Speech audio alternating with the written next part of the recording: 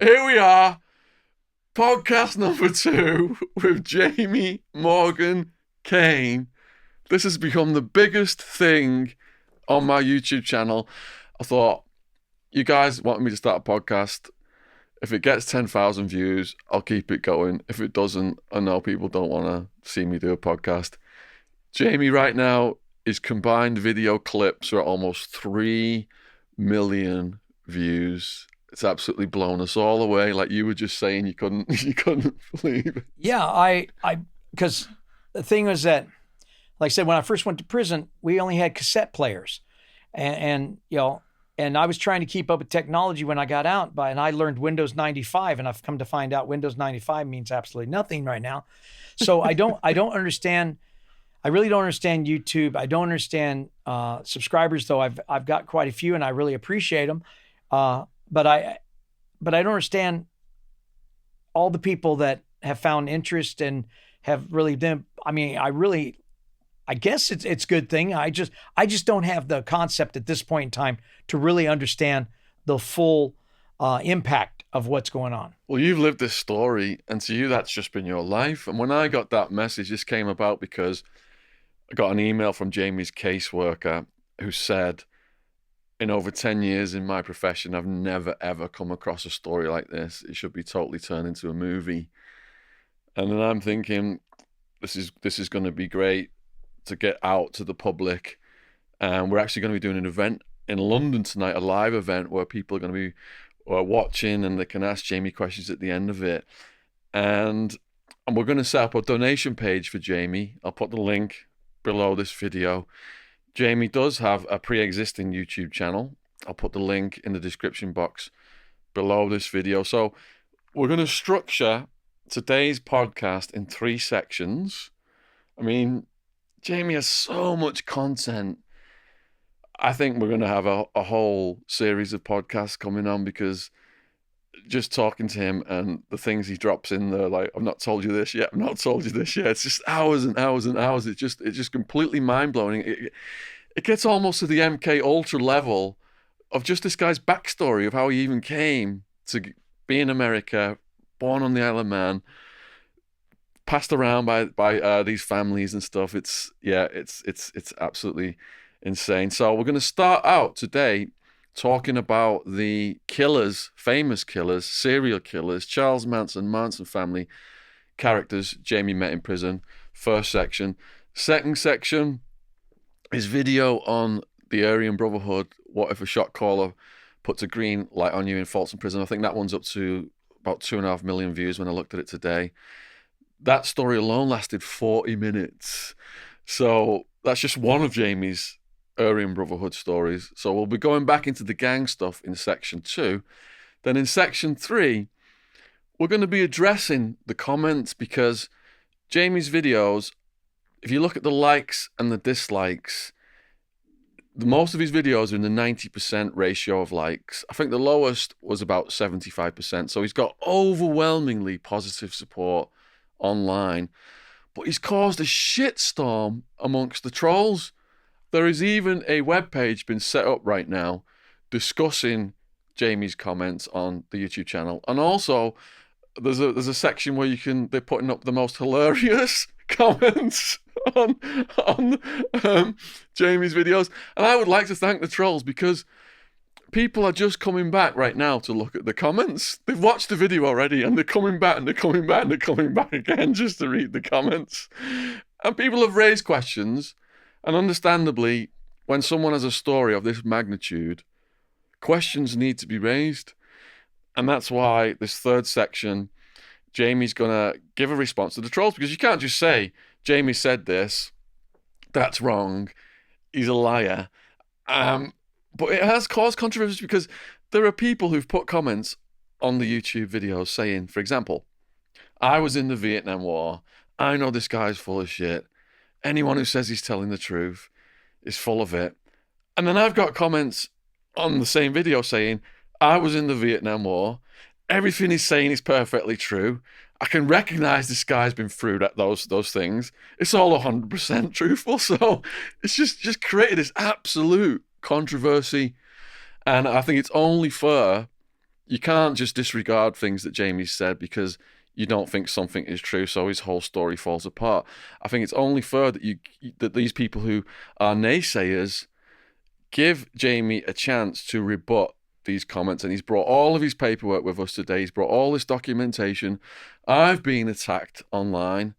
People are saying I've not done my background checks, and I put this guy on, and it's my million little pieces moment, like Oprah Winfrey had with James Frey. And I wouldn't have just brought Jamie on. You can just tell by looking at this guy what he's been through. So he's brought all of his documentation, and we're going to be raising the criticisms that the trolls have been focusing on, and we're going to be addressing that in part 3. So when Jamie was sent down, I'd just like to say, a lot of people who are naysayers are people who've been in prison in the last couple of decades. This is the modern prison system that they're referencing. Jamie was in prison in the early 1980s before Bush and Reagan started to ramp up mass incarceration. So the prison population in the California state prison system was in the tens of thousands in the early 80s. 38,000 were in prison when I went in. And versus the millions that were locked up, and the mass incarceration, the prison system spread out all over the state. So if you were a high-profile prisoner, if you were a lifer back in the early 80s, and California had a hell of a lot of high-profile killers, serial killers, Manson family, etc., these guys are all going to get to know each other because the prison system is very small at that point in time compared to how it is now. So I'm starting out right away debunking the people who are saying he couldn't have possibly been housed with so-and-so or so-and-so, because that's how it was back then. And we're going to start because when Jamie came in, there was a famous serial killer who actually I was watching some videos about, trying to do my homework for this video today, before I came here today, Edmund Kemper. And this guy was cutting the heads off college women, college girls, rehearsing really to kill his own mum. He had anger issues with his own mum. And when Jamie came in, wasn't this guy part of the introductory process? Yeah, he was. When I first got to Vacaville, CMF Vacaville, for my reception, he was one of the inmates that did the orientation. What year is this? We're talking 1984. At 1984, you had 2 reception centers. Everything above Bakersfield, California was Northern, and that everybody went to Vacaville. So that was the reception center for that. Everybody from below Bakersfield all the way down to the Mexican border, that was Southern, and they all went to Chino at that time, California Institution for Men. So the day that I got there in an afternoon, got processed through, got put in my cell. The next morning we had chow, and then we were called down for an orientation. And there were 4 or 5 inmates in blue. We were wearing this funny, weird green color. It was kind of almost a fluorescent green. And they were wearing blues. Well, suddenly in this room walked this 6'9", 300-pound man. And he told us to sit back and listen to what was being told. And he spoke in a very monotone voice. And the very beginning of his speech to us was that he goes, "Every man must have a moral compass, and he must never stray from his moral compass." I had no idea who this guy was at that time. And he continued on for about 10 more minutes, then turned it over to somebody else who made light of a lot of things and didn't seem to, play it the same way. And then the third guy was the one that at that time caught my attention. Was the guy he tells our group, he's sitting there talking to us all, and he says, "I want you to know that you're going to be given good choices and bad choices in prison. You have to decide which way you want to go." He says, "I came to prison with a 2-year marijuana beef. I was less than 2 weeks away from going home. I suddenly had somebody put in my cell that people that were a part of AB associate groups didn't like They gave me a bogus line on what he actually had done. They gave me a knife and told me I had to stab him or they would stab me. And the guy said that he stabbed the guy in the leg thinking that he would just do his job. He stabbed him and it's good and everything. Problem was he cut the guy's femoral artery and the guy bled out and died. And so he ended up getting a life sentence after finishing his 2-year marijuana beef. And he had been in prison ever since, now trying to get out on a marijuana beef, or get out on the murder that had come about from the marijuana beef. And so he was one of the ones that really had put on the thing about don't let yourself get caught up behind other people's politics, other people's thing, because you could hear in his voice the sadness that he had done that and the disgust about the fact that, he brought it on himself. And so he's here. So now he was trying to, on his own odd way, he was trying to give us a warning. And I took it to heart. But Kemper, there was no remorse in his voice. No, his was straight monotone all the way through. And at the end, he stood by the door and we had to walk by him. And he basically had to duck to go into the doorway. So he was standing there and his head was above the door frame. But he positioned himself in such a way to make us have to walk right by him for what I felt was his attempt at intimidation. But during the few months I was there at Vacaville working in the medical department as surgical tech, because I had been moved over to the blue side for that, I actually got to know more about him from a lot of other people who were around. And what was his first killing? His first killing was actually 15 years old. He killed his grandmother. And then right after he killed his grandmother, he killed his grandfather the same day. Do you know how he killed his grandmother? Yeah. The way it goes down is that he had told people that his grandmother became very abusive verbally and got on him. He was only 15 years old, but he was over 6'4" at that time. And so he went and got his grandfather's rifle, shot her in the head, shot her in the back, and then waited till his grandfather came home from doing some grocery shopping and shot him on the front driveway. Then he called his mom and said, "This is what I've done. What do I do now?" His mom said, "Well, what I think you should do is call the police and stay right there." So he did. And then when they arrested him, they took him and had him placed in a mental hospital. He was in the hospital for about 6 years, at which point in time, all the doctors in the hospital had become quite enamored with his personality, thought he was just a misunderstood, troubled child. And they said that his biggest fault at that time was he lacked confidence in himself. And they had court psychiatrists that said, "Oh no, this guy is a straight psychopath, wop, wop, wop." And even he had told some of the doctors in the hospital that he had concerns about getting out, because of thoughts he had. And they told him, "It's okay. You're getting through puberty. You're now becoming a young man. They'll go away in time. Not going to be a problem." And then it was after he got out, about age 21, within just a couple of years, he started picking up girl hitchhikers, and he would dismember them. He would cannibalize some parts of them. He would have sex with their dead bodies even after he'd cut their heads off. But he believed that the head was the only real important part of a girl, because that's where the brain, the mouth, and the eyes are. Other than that, it's all just garbage. Yeah, I watched an interview with him this morning, and they asked him, "Why did you cut the heads off?" And he said it was complex. He says he could say that he had pet chickens, and one day his mom cut the heads off the chickens and made him eat them, but it was far more complex than that. He also said that he was out back one day cutting the heads off, and the neighbors' windows were open and everything. He was just doing it. There was all these times he could have possibly got caught. And before he started to actually kill the girls, he was like rehearsing it. Like he'd pick up a hitchhiker with a gun in the car and imagine what he was going to do.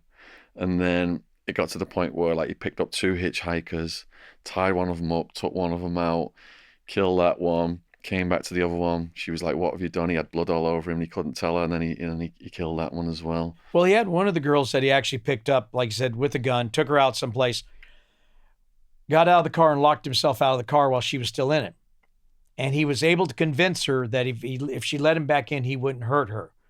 And then he pulled her after he got back in. Of course, he did kill her and dismember her and stuff. Yeah, he mentioned that on the interview as well. But his last two killings was actually his mother, and he ripped out her vocal cords and ran them down a drain, disposal and stuff, and pulled out her eyes and all that stuff like that. She come home drunk, hadn't she? Well, yeah. And the thing was, but he'd had problems that she'd berated him all of his life, and had even told him that he must be homosexual and things like that. So it drove him to that. And then the last person he killed actually was his mom's best friend. And he called her up and said, "My mom's not feeling very well. You might want to come over and check on her."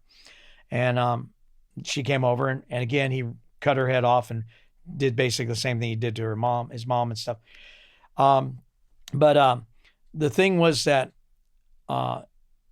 there had been a number of times that he had talked about that in some cases, he actually drove around the streets with the head of one of the girls on the seat in the car with him. And it was just amazing that, somehow people didn't catch up sooner and stuff. But the thing was that he basically had no remorse. And as a matter of fact, he's made the comment, he hasn't even gone to parole boards in a great number of years because he says he's quite happy in prison. And funny enough, knowing how I heard him speak, he's actually done more than 500 books on tape for the blind, because they have that program there at Vacaville where you read books on the tape for the blind. Wow. And he's done more than 500. So somewhere out there are probably hundreds of blind people that are somewhat traumatized by that voice. Yeah, one of the other things he said was that he basically felt he'd been rehearsing to kill his mum by killing these other women. Because like you said, right, this matriarchal family. And after he'd killed his mum, he got this sickness and then this feeling that he shouldn't be doing it anymore. Right. And he'd followed the police, made friends with the police, and tried to get information out of them. They just saw him as like a friendly nuisance. He knew how not to give himself away, not to go to the funerals of the girls or anything like that. Well, he actually tried to become a police officer. And funny enough, the police department he applied at had a height requirement, and he exceeded that. Wow. Yeah, but the thing was, another thing that a lot of people don't realize is that he had been tested at Vacaville for his mental IQ status. Yeah. Well, when he was 15 years old, he was gauged to have 135 or higher. At Vacaville, the psychs said that they believed he far exceeded 145. Yeah. Wow. And the thing was that they allowed him, because of his involvement with so many psychs and stuff, to have input into some of the psychological tests that would later be used on other lifers. And so basically some of the baselines that he purposely put in, and actually took quite glee in the fact that he kind of buggered up these tests, that he could pass, but a person who wasn't quite as extreme as him could not pass. Oh dear. And so it actually affected a number of lifers, including myself later on, with these multi-phase personality tests and stuff. Yeah. Did you have much interaction with him after induction, or was that it? I actually had a few very momentary interactions with, because I was in the hospital. And when he came to the hospital, because another thing he was involved with was actually the hospice program for the guys who had HIV and AIDS. Because the actual paid staff at this time, AIDS was still an unknown factor. Could you get it from breathing the air or all that stuff? And he was actually one of the first guys, surprisingly showed compassion enough to go in there and sit, even though he wore a mask and gloves, to sit and talk to guys who were dying. And that has always been one of those things that has mystified psychs for years. But he used to come over to the hospital because he would come over and pick up like juices and pudding and jellos, things like that these guys could eat that they couldn't normally eat because of their illness. And but again, every time he came over, he was a very imposing figure. He asked for everything very monotonally, never said thank you, never said please, and basically it's like he didn't even acknowledge that you existed, just that you were there to provide something he wanted. That's what mystified me about his character as well, because he said after he killed his mum, he knew he wasn't a lizard, he wasn't pure evil. The only way to stop the killings of the girls was to turn himself in. He just called the police. He said prior to killing his mum, he'd sat outside the sheriff's office and thought about doing it, but he needed that release of killing his mum to end that.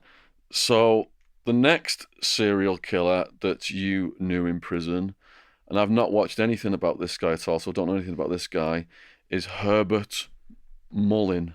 Yeah, we actually called him Herbie, and I knew him for close to 6 years when I was at CMC. And the thing about Herbie was that when I saw him as an odd character, but I didn't see him as anything overtly, that set me off to go, I should stay away from him or anything like that. My actual first conversation with him was at CMC at that time. We could be out on the yard till 10 to 10 at night before he had to come in and lock up. And I was coming back from the hobby shop about 9:30. And as I came onto the yard, I see Herbie, and I knew his name and stuff. And he was kind of doing this like little, what I would refer to as like a little rain type dance, looking up the stars and stuff like that. And he had these big headphones on. And he sees me and he goes, hey, come here. So I come over and he hands me the headphones. He goes, listen to this. So I'm assuming he's got a cassette player in his pocket and he's playing some cassette and stuff. So I put the headphones on and I'm listening and I'm listening and I'm listening. And there's nothing. I hear not a sound. And I look down and he's holding the cord with the plug in his hand.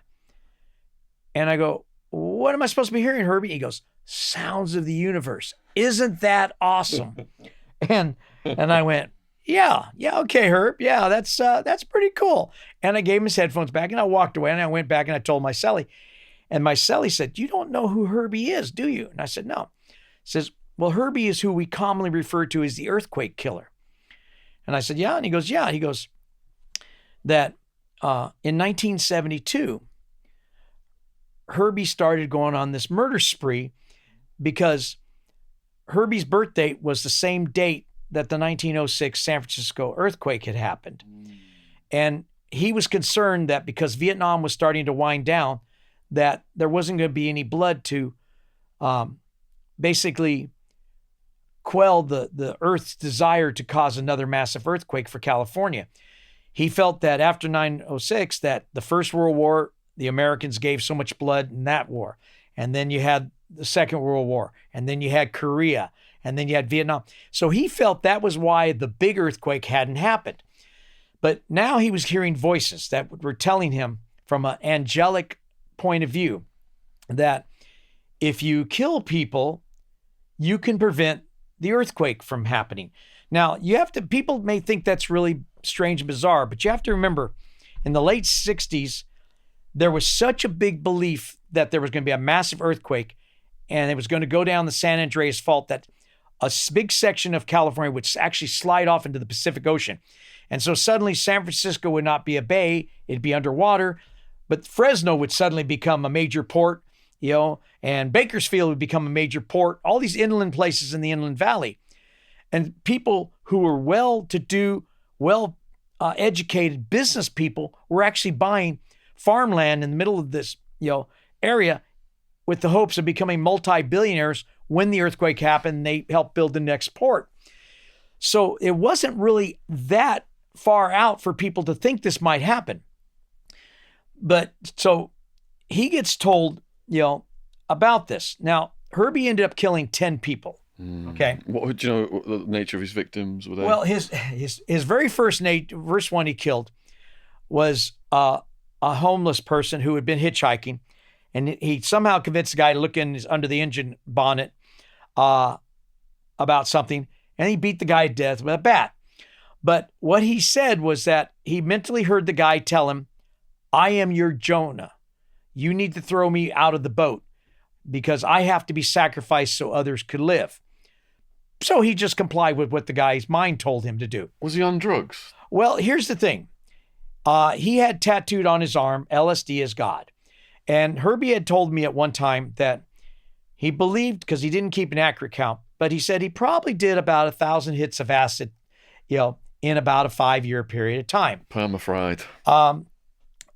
But the thing is that Herbie was another one of those guys whose IQ tested way above the scales. He goes that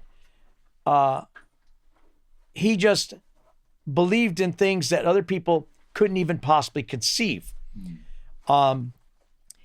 He actually could draw. He could actually draw back star maps from, like, you tell him 10 years ago, what would the stars over, London look like 10 years ago? Yeah. And he would look at a map of the stars of London today, and his mind allowed him to go back and redraw the map, what it would have been 10 years ago. And he could do this. And the other talent that he had was that he would pick up a dictionary of language. He would read through this dictionary. Then he'd come to somebody who spoke the language, start talking to them, learning some of the basic things. And within a couple of months, he could walk up and start carrying on a conversation in that language. Good grief. Now, he wasn't necessarily fluent, but he could still carry on conversations. And so he actually had done this with a number of languages while I was there. And we had a lot of language courses available. Plus, we had a lot of people from a lot of different countries. So, and that used to spook people too, because of how he could just do this. He learned fast. He had an ability to pick up languages to a point where he could actually be conversational with people. But he never became fluent in really any language that I know of.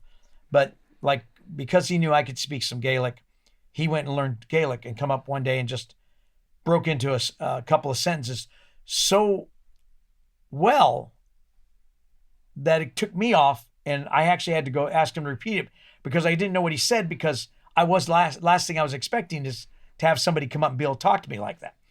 But he did that to a few Korean guys. He did it to some of the Jewish guys who spoke Yiddish. And he even did it to a Russian guy. And so it was like, they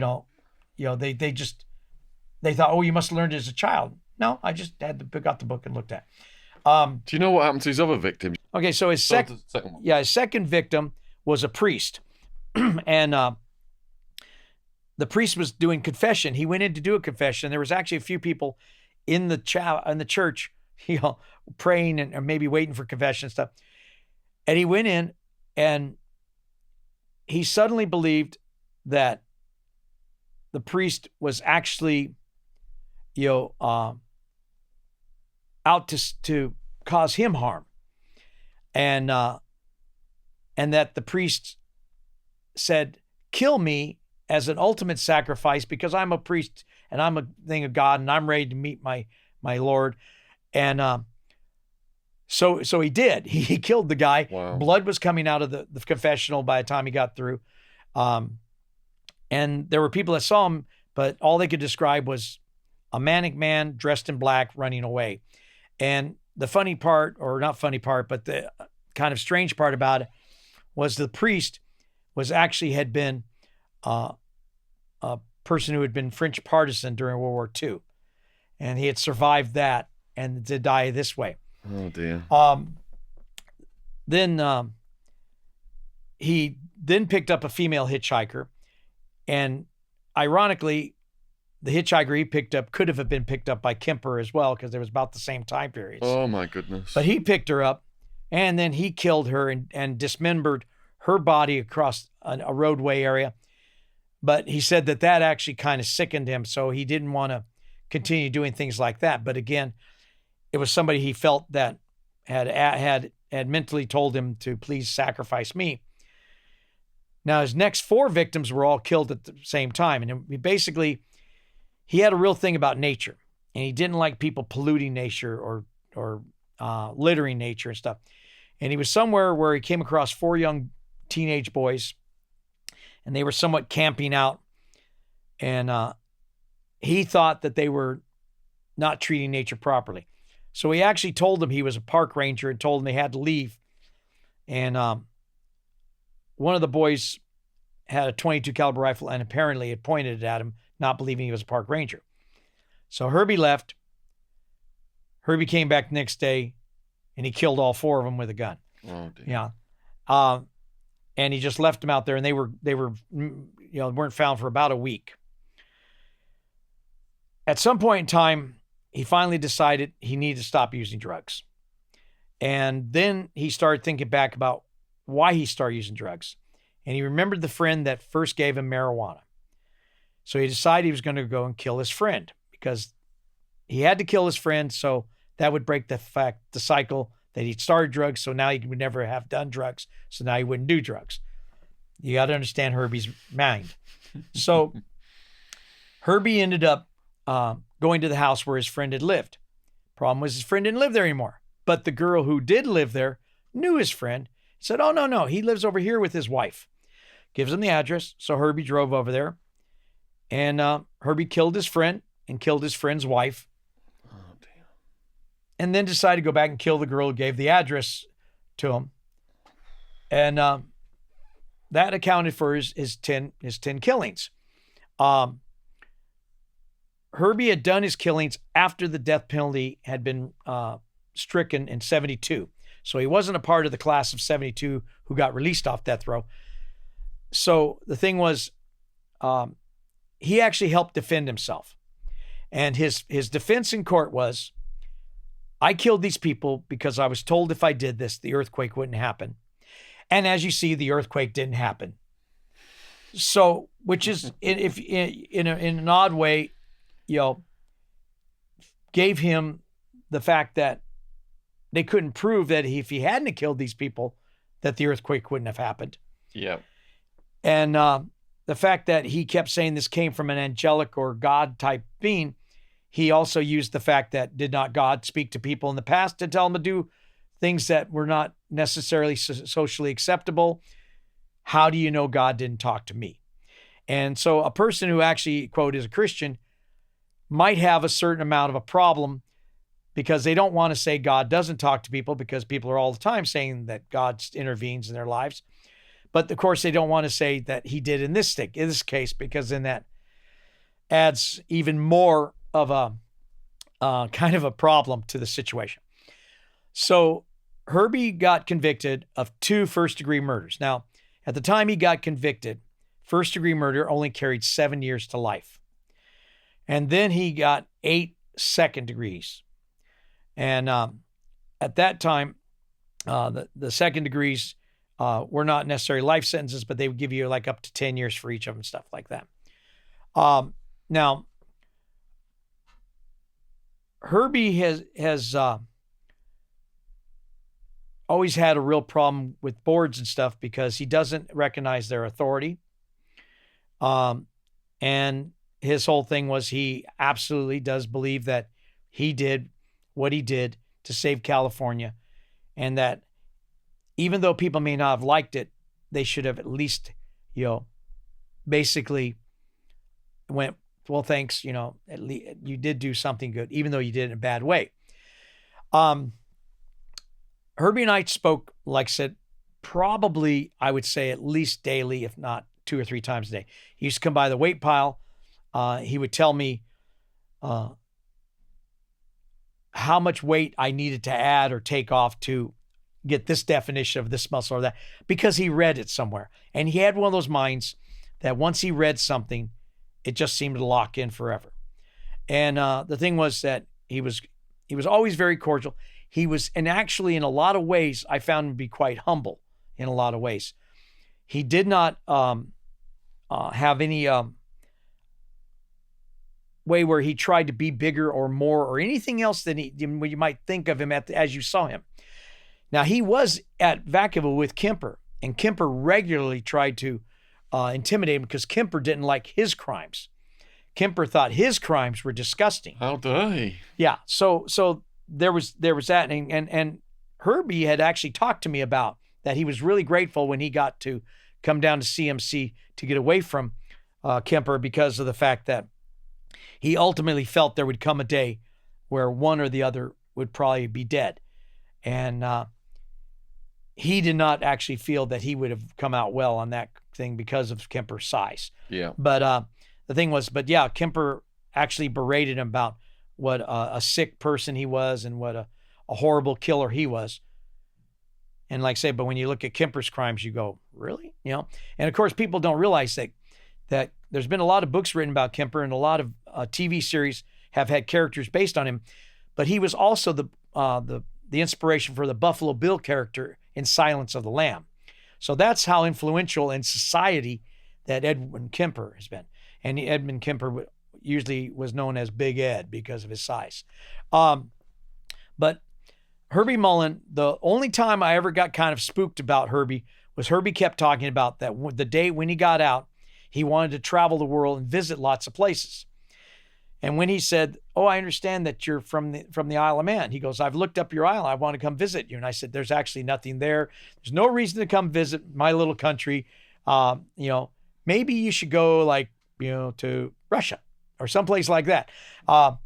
Because the last thing I want to do be the guy that somehow did get out, came over there, did things and said, "Well, it's because, Jamie told me about this place." I didn't want any responsibilities behind that.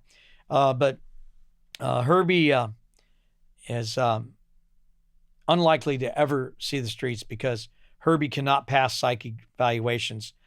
And he usually gets multiple year denials. So are these guys in Supermax for the rest of their lives? Or No. do they work their way down? No, he's not in a Supermax. He's actually in basically a medium security prison. Okay. And Kemper is actually, Vacaville is kind of funny because it's a medical facility predominantly, but it no longer does the reception like it did back then. When it was reception, it had a higher level of security because they hadn't classified, and you had everybody from petty thieves to mass murderers going in there. Now it's considered a medium security. So they're both in medium security prisons. It's very unlikely they'll ever go any lower than that, but they're in a medium security prison, what we call level 3, or over here be a category B prison in the UK. So that's where those two are. And what about prisoners trying to just kill these guys to make names for themselves, or because some of the victims were female, young women, college students? Do prisoners ever try and kill these guys as well? That is another one of those things that's always kind of interesting, and this is part of what the thing about with we were going to go into later with some of the gangs and stuff, is that the fact that all his victims and Kemper's were basically white. None of the other races care less. They don't care. It's white people killing white people. The white races, generally the thing is that those, even the AB that were at CMF, were actually kind of not too sure about wanting to go after Kemper because of how big he was and the fact that he doesn't have an ounce of, compassional humanity towards living people who are dying. He doesn't seem to have a problem with, but if you're dead or if you're alive, he's kind of doesn't care so much. If you're in that process, he seems to care a little more. Herbie, the thing was with Herbie is that most people just thought he was just kind of odd, and that because he used so many drugs and stuff, he wasn't seen as being somebody who anybody would care if you did kill him. It's not like it's not like if you went after some other people that might have, where you pick up a reputation, like Tex Watson. There were a few attempts on Tex Watson's life. Well, that brings us to our next subject on the famous killers, which is Charles Manson. Right. So what year did you come across him? In 1984, when I met Kemper, Charles Manson was at Vacaville himself at that point in time. I met him about the second week I was in prison. He happened to be working as a gardener in, of all things, the Catholic chapel. Yeah. And somebody actually took me there so I could see him, because they said, "You wouldn't believe Charlie Manson's here." And funny enough, I was a teenager when the Manson killings went down. And I really didn't watch news like adults would at that time. So to me, I'd heard the stories. I understood the massive killings.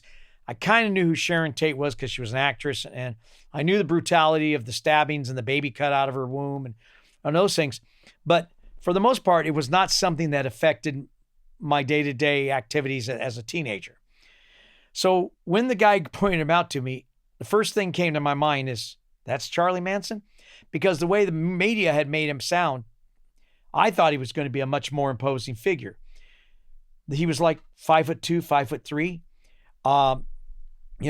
Looked like, he was very bearded, kind of, just shuffled. He didn't like, his clothes were just like dirty and kind of, and he just kind of like, just didn't fit what I thought they were trying to play him as.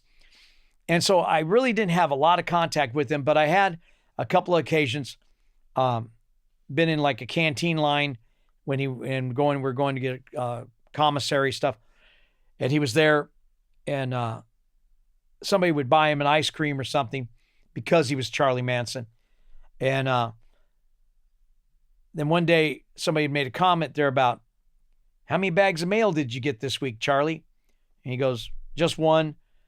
And most guys get, if they're lucky, they get 2 or 3 letters a week if they're really lucky. He would get a bag of mail that was probably about 2 feet tall and, 1.5 feet around. And it would be of people sending him money, sending him cards, a few haters, but most of the people were talking about, we love you, Charlie, man. We want to be a part of the family and things like this. And some of them were even teenage girls that were wanting to join. And this continued on, that we would hear the stories come up about other officers who'd been in prisons with him. So yeah, he's still getting that kind of adulation and stuff. He had a couple of girls that wanted to marry him and all this stuff like that, but he would never going to be allowed family visits. So that wouldn't have been much. But the thing was that the only actual verbal conversation I had, when it was one time we came into the hospital, and he wanted me just to go and get him some pills because he wanted to give them to somebody else for something. And I told him I couldn't do it. And basically, you're an asshole. And, do you know who I am? And I told him, yeah, I know who you are. And he's like, you want my autograph? And I know I don't want your autograph. And he's like, well, I see this is never going to work. And then he walked away. So I never really had, a budding interaction with them, association stuff. But it was just that he was there at the same time. Kemper was there. And interesting enough, I left there after a couple months. And it was that same year in September that this guy, I believe his name is Jan Stronham, who was a Hare Krishna guy. They were in the hobby shop. And Charlie was always getting on other people about their religious beliefs. And he kept getting on this guy about being a Hare Krishna. So this guy throws a jar of paint thinner on Charlie and lights him on fire and burns up a big chunk of his beard and gets a little minor first degree burn, a little minor, like sunburn type burning on his face and, stuff like that. And then that kind of started leading to the protective custody issues that Charlie later were going to have problems with. What was the Hare Krishna guy in for? Do you know? I really don't remember it, but I knew he had been in multiple different times. He had assaulted other Hare Krishna members. I know he'd done drugs. I'm not really sure what he was particularly in for at that time. But I remember him because he would still put the dot on his forehead being Hare Krishna, and he would try to wear a sheet whenever he could get away with it. It wasn't usually very long. Cops made him put back the blues. But again, it wasn't somebody I ever met and talked to and stuff. It was just the fact that after I transferred, other people came and said, hey, did you hear what happened to Charlie? Remember that guy, the Hare Krishna guy? That's the guy that lit him on fire. So Manson got separated. He got transferred. I believe he went to San Quentin. He had a little bit of a falling out with the AB. When he was at Vacaville, he actually, because he had so much money, he actually bought TVs for all the ABs, right, which was supposed to give him a certain amount of protection and respect and stuff like that. Did he get the swastika in prison? He actually had that before. Oh, did he? He did that when he was on trial, and that's when the girls did it too. He did it when he was on trial. When he was on So trial. was he out on bail? No, bond? no. He was never on bail. He was in custody from the time So he it was was arrested. in the county Yeah, jail. in the county jail. Carved it in forehead, shaved his head, went into a courtroom with, Do you think that was to try and fit in with the AB guys? No, it was more of the shock and awe type thing. People go, oh, it's kind of like in prison. I came across guys and they go, I'm a devil worshiper. And people go, oh, the guys weren't devil worshipers, didn't know what devil worshipers were. And there were a few cases when I challenged them and told them what they were supposed to practice. And they'd get really mad because they realized it was going to get them stabbed up if they did do certain things like that. But the thing is that his thing was shock and awe. The girls shaved their heads. They carved swastikas in their foreheads. It was all part of the big media thing. And if you ever watch the old footage, a lot of times the girls came arm in arm into court singing and laughing and stuff. It wasn't seen as this was a big thing. Now, one of the things about Charlie, though, that a lot of people may not realize is Charlie didn't actually do any of the actual killings. Yeah. And for the most part, most of the people always said that they were told Charlie said to do the killings, but they were always told by his right-hand man, Charles Tex Watson. Yeah. And I watched a video about Charles Tex Watson. This guy was like the lead stabber, wasn't he? On the He there was certainly two was. nights where those people died. Yep. Sharon Tate, famous actress, probably a lot of young people on YouTube aren't familiar. Valley of the Dolls is the most famous movie she was in. She was 2 weeks away from giving birth when the Manson family showed up at her house. And as she was getting stabbed to death, she said to Charles Tex Watson, "Don't kill me. Just let me live for 2 more weeks. Let me have the baby and kill me after I've had the baby." Before we go on to that, I would like to put one little extra thing about Manson. Go for it.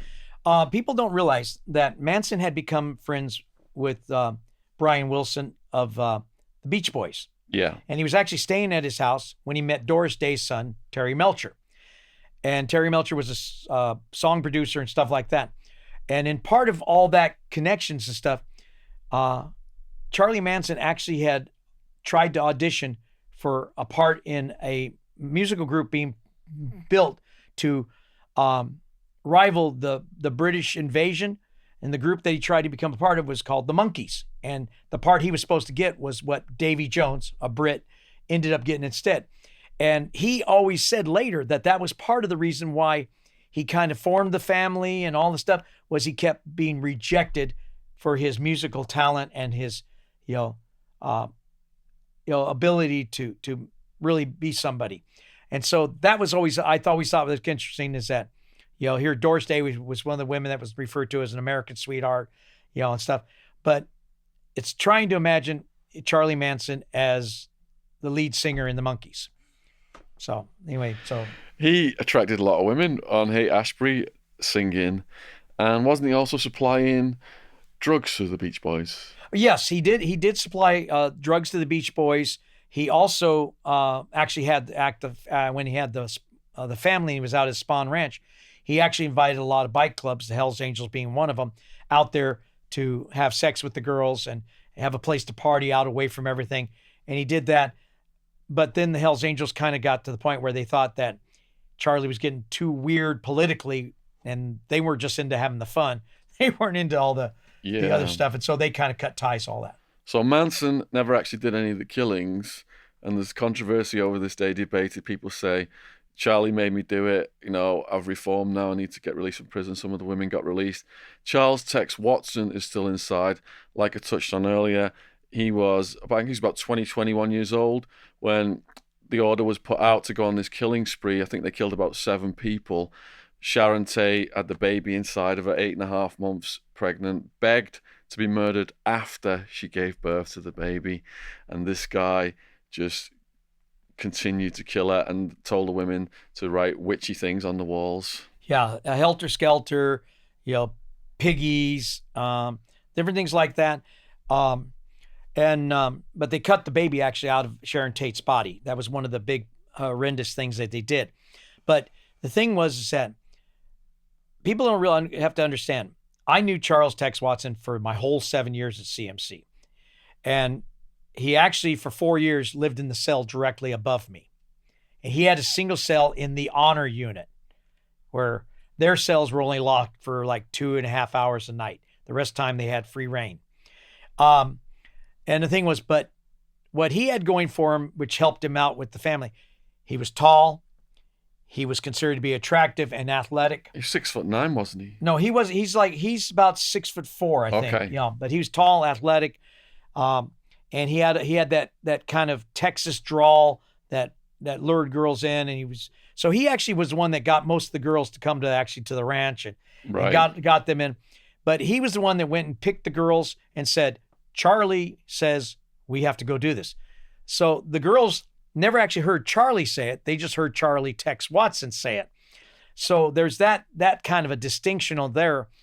But the thing was that he was on death row, and but he was a part of the class of 72.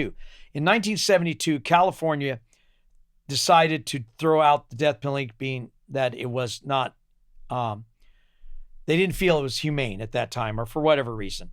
And so at that point in time, I think it was about 170 people came off death row, and they were given life with possibility sentences.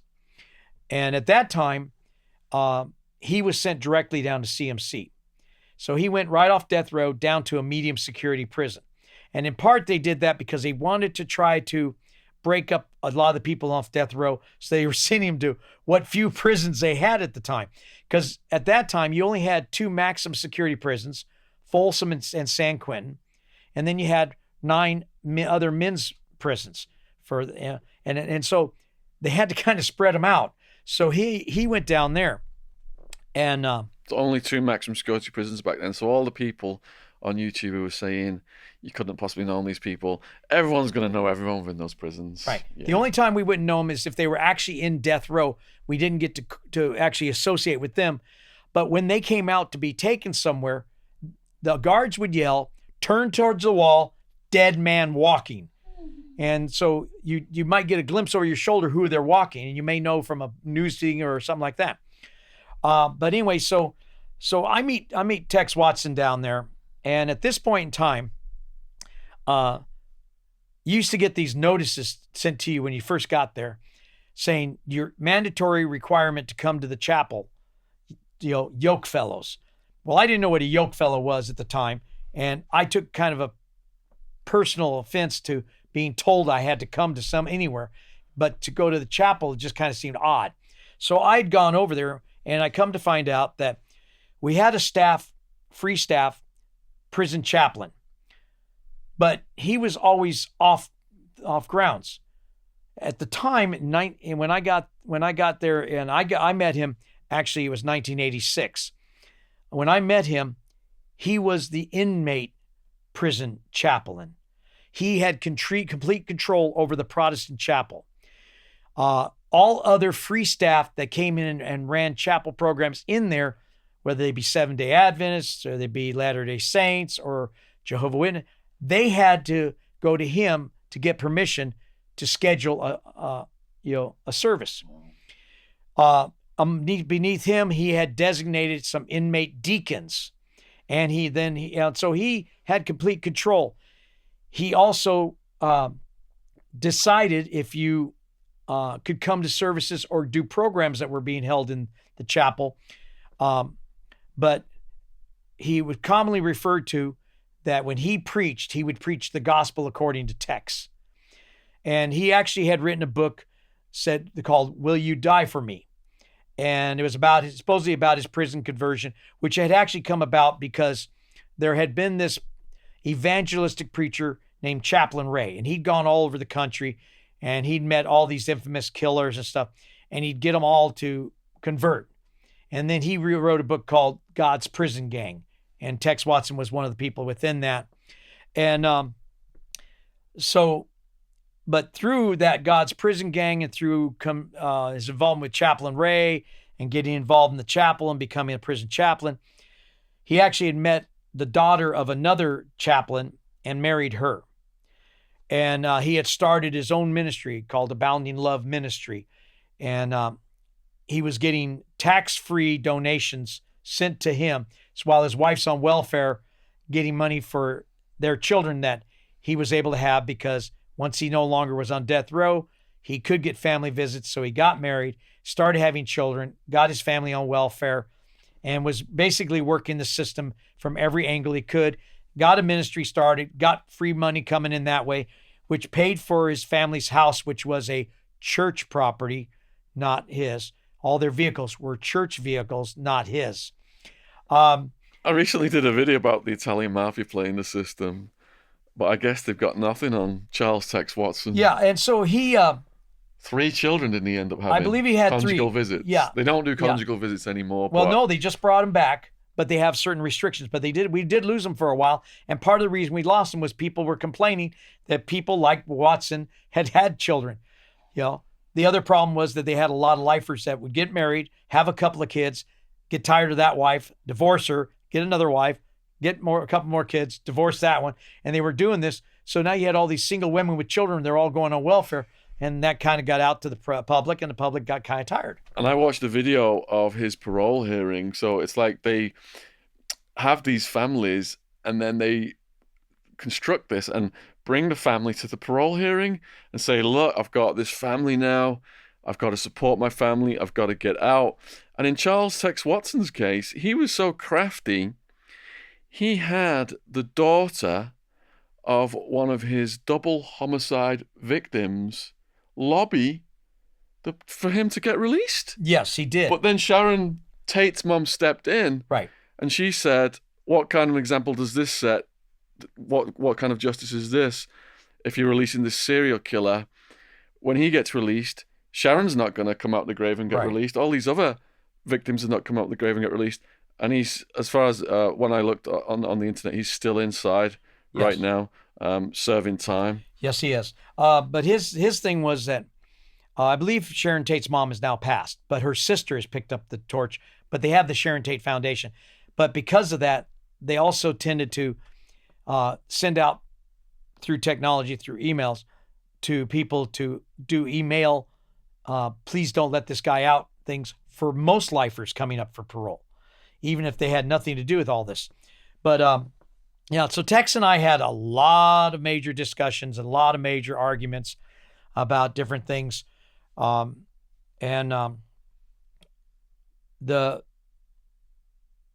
We were never cordial from day one, because I ran over there and I explained to him, you don't tell me to come somewhere. I don't know who you think you are.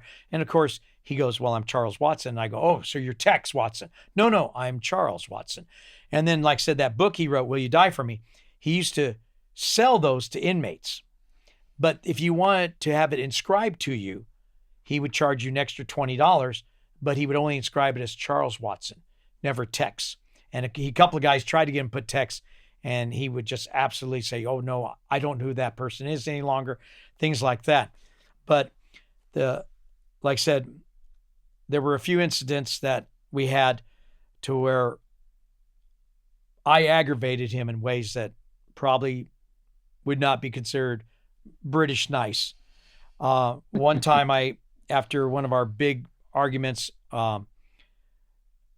because he also had gone and tried to intimidate one of Celly I had, who was actually partially disabled. And this was the argument was over him intimidating the Celly. Yeah, I'm telling you, my Celly had been a thalidomide baby, and so he had a shrunken arm and stuff like that. And so he was telling the guy that was God's punishment and blah blah blah, and so I really upped my Celly. My Celly wanted to go stab him. I told him, no, I want to see you get out one day. So I went and I got him.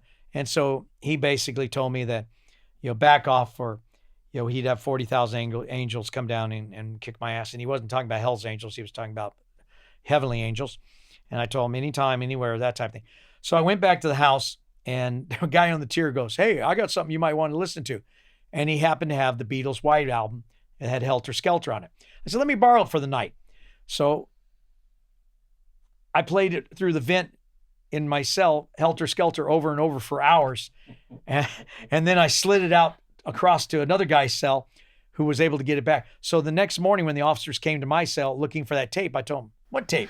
And then, of course, I said, well, he must be having a flashback or something. And so they could never, they believed I did it. They just couldn't prove I did it. But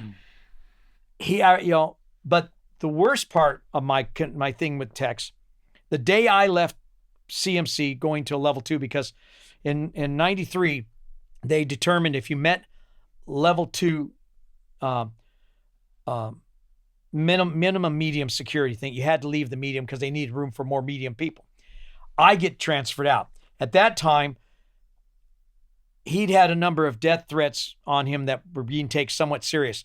He was also, I should say, the only inmate that ever actually was allowed to wear an alarm beeper on his ankle. So if somebody tried to rush him, he could hit it and the guards would respond to it. Wow. So funny enough, on a transport bus, and I don't know if you ever experienced these yourself, you weren't allowed to talk on the bus. You had a person in the back of the bus with a shotgun telling you don't make sounds, blah, blah, blah. And you had a person in the front of the bus with a shotgun. And then you had the driver. So we get on and they tell you the only person you can talk to in a very low voice is the person you sit next to. I get on the bus. I sit down. He gets on the bus because he's being transferred to Mule Creek. He sits behind me. And the moment the bus left the prison, he wants to suddenly start talking to me about what do you think it's going to be like at the next prison? What do you think? How do you know, and of course, I'm getting a guard yelling at me, quit talking back there. I'm not doing the talking. Suddenly I'm getting really miffed because I want to stand up, but we're waist chained and ankle chained and handcuffed and all that. They stop the bus a couple times, come up, and they give us the lecture. The problem is I'm the person they keep giving the lecture to more than him. So after about 14, 15 hours on the bus, we finally get to Mule Creek to drop him off. And there were another number of other inmates that were getting off Mule Creek. So at the time I get there, there's only a couple of us on the bus that are going to other than Mule Creek. They're unloading the property off the side of the bus we're on. So they take everybody else off. They take them into their R&R, their receiving area. And the next thing I know, they're taking the property out, and they've got Tex Watson's property right there. It's got his name all over. And he had like a word processor with discs that the court had ordered him to be have and stuff. And it said, warning, be careful, this side up. And this cop taps on the window. We both look down. He smiles at Tex. He picks this box high up over his head and slams it to the ground as hard as he can. Then he proceeded to take every other box out of there and slam it on top. Then he started kicking the thing all the way over to the wall. Tex is huffing and puffing at this time. Suddenly this sergeant comes on and goes, well, Mr. Charles Tex Watson, come on down. You're the winner on The Price is Right. Walks him off the bus, puts his face against the wall, and brought out 3 of the largest correctional officers I saw because they all caused him to be dwarfed. They were just so huge. And they're just yelling at him. And then they just kind of manhandle him into the R&R. And the other 3 of us on the bus were all sitting there looking at each other going, glad we're not him. That's what you get for cutting babies out of. And so then we went off, we left, and then I went to my next prison. But that was my last dealing with him. So you said that you taunted him with the Helter Skelter music. Did he have any plots or schemes against you that he put into play? Well, there were, like I said, it was because he had done that. When that came down to it, he realized at that point in time that I'm not gonna play by, because like he did things like he'd have somebody go over to the weight pile and pour like sticky honey or stuff on the weights. There were a couple times when I was going out to a certain area on the yard, I was going to be sitting down because they had a few trees. He'd have somebody go out there and water it down so you couldn't sit on it. And he was doing that kind of thing. So we had this tit for tat. But the thing was, I don't know if he really knew much about me other than the fact that I wasn't impressed by him. But the thing was that there were other guys that said, could you leave him alone? And stuff. And these were usually guys that worked in the church with him and stuff. And I tell him, it's real simple. Tell him to stay away from me and my cellie and the people I hang out with. And we got no issues. But there would always be these little tiny things. But but I never had a concern that he was going to do anything bigger than that. So the other guy who I've not really saw any of his stuff on YouTube or on the internet is Bruce Davis, who was a Manson family member who you interacted with. Yeah, and Bruce Davis I also knew for the 7 years I was there at CMC. Now, the thing is that whereas Tex Watson was quite manipulative and he quite bullied people with the chapel thing, Bruce Davis had converted to Christianity. He was very quiet. He would talk to people. He did run a couple of Bible classes stuff, but his thing was listen to the word in the Bible, read the Bible. I'm not the authority here and stuff. And so it was a much greater thing. What had he done? Well, his thing was, sadly enough, he was involved with 2 murders. Shorty Shea, who had been a stuntman and caretaker at the Spawn Ranch, he was involved with his death, and also a guy named Gary Hinman. Gary Hinman had actually had his ear cut off and tortured a little bit before he'd been killed. Now, there was more people involved in that. Bruce just happened to be a part of it. So I can't say that Bruce actually was the one who did it. I never actually asked him, but he had enough in there where he had culpability enough to get the case. The thing was, he did this before the Manson family killings of Sharon Tate and La Bianca. And then he took off. So he wasn't a part of that actually killing thing. But what happened was he'd actually turned himself in, but he got his trial after the death penalty had been taken out. So he never had a death penalty to begin with. So he just had a couple of 7 lives. Now he's been found suitable by boards on probably 5 or 6 occasions. And at least 3 or 4 governors have taken his dates every time. He just had one where he was found suitable and the governor took his date again. And each time the governor uses the horrendous crimes of the Manson family against the Sharon Tate and La Bianca is why you're being denied. But he wasn't a part of that. Yeah. Now, that's not saying he didn't kill people, but he's paying extra, time in prison because he just happened to be a part of the Manson family, overall. And the thing is, he's had a number of people who've come of certain amount of prominence try to get him released to no avail. He's also married, but the thing was, I have to say, out of all the in-prison conversions, he is one of the very few that I could say actually was trying to carry himself in a manner that might be seen as if he truly believed and truly was trying to follow the faith. Yeah. So is he really a Christian? Is he really true? I can't say, but I could say, but from the years I knew him, talking to him, I had a lot of philosophy. He has a degree in philosophy, a doctorate's degree in philosophy he got in prison. And the thing was, I had talks with him about that. I had talks to him about theology and history, and we didn't always agree, but we respected each other's opinions. But he had cut ties with Tex Watson. He didn't believe in what Tex Watson was doing. And so his time in the chapel was very limited, only because that's where he had to hold Bible course classes. But as far as we were on the same quad together, same yard, Tex was on the same yard, you never saw them talk in the 7 years I was there. Wow. So we're in the second section of this podcast now. I said we were going to talk about the gang stuff.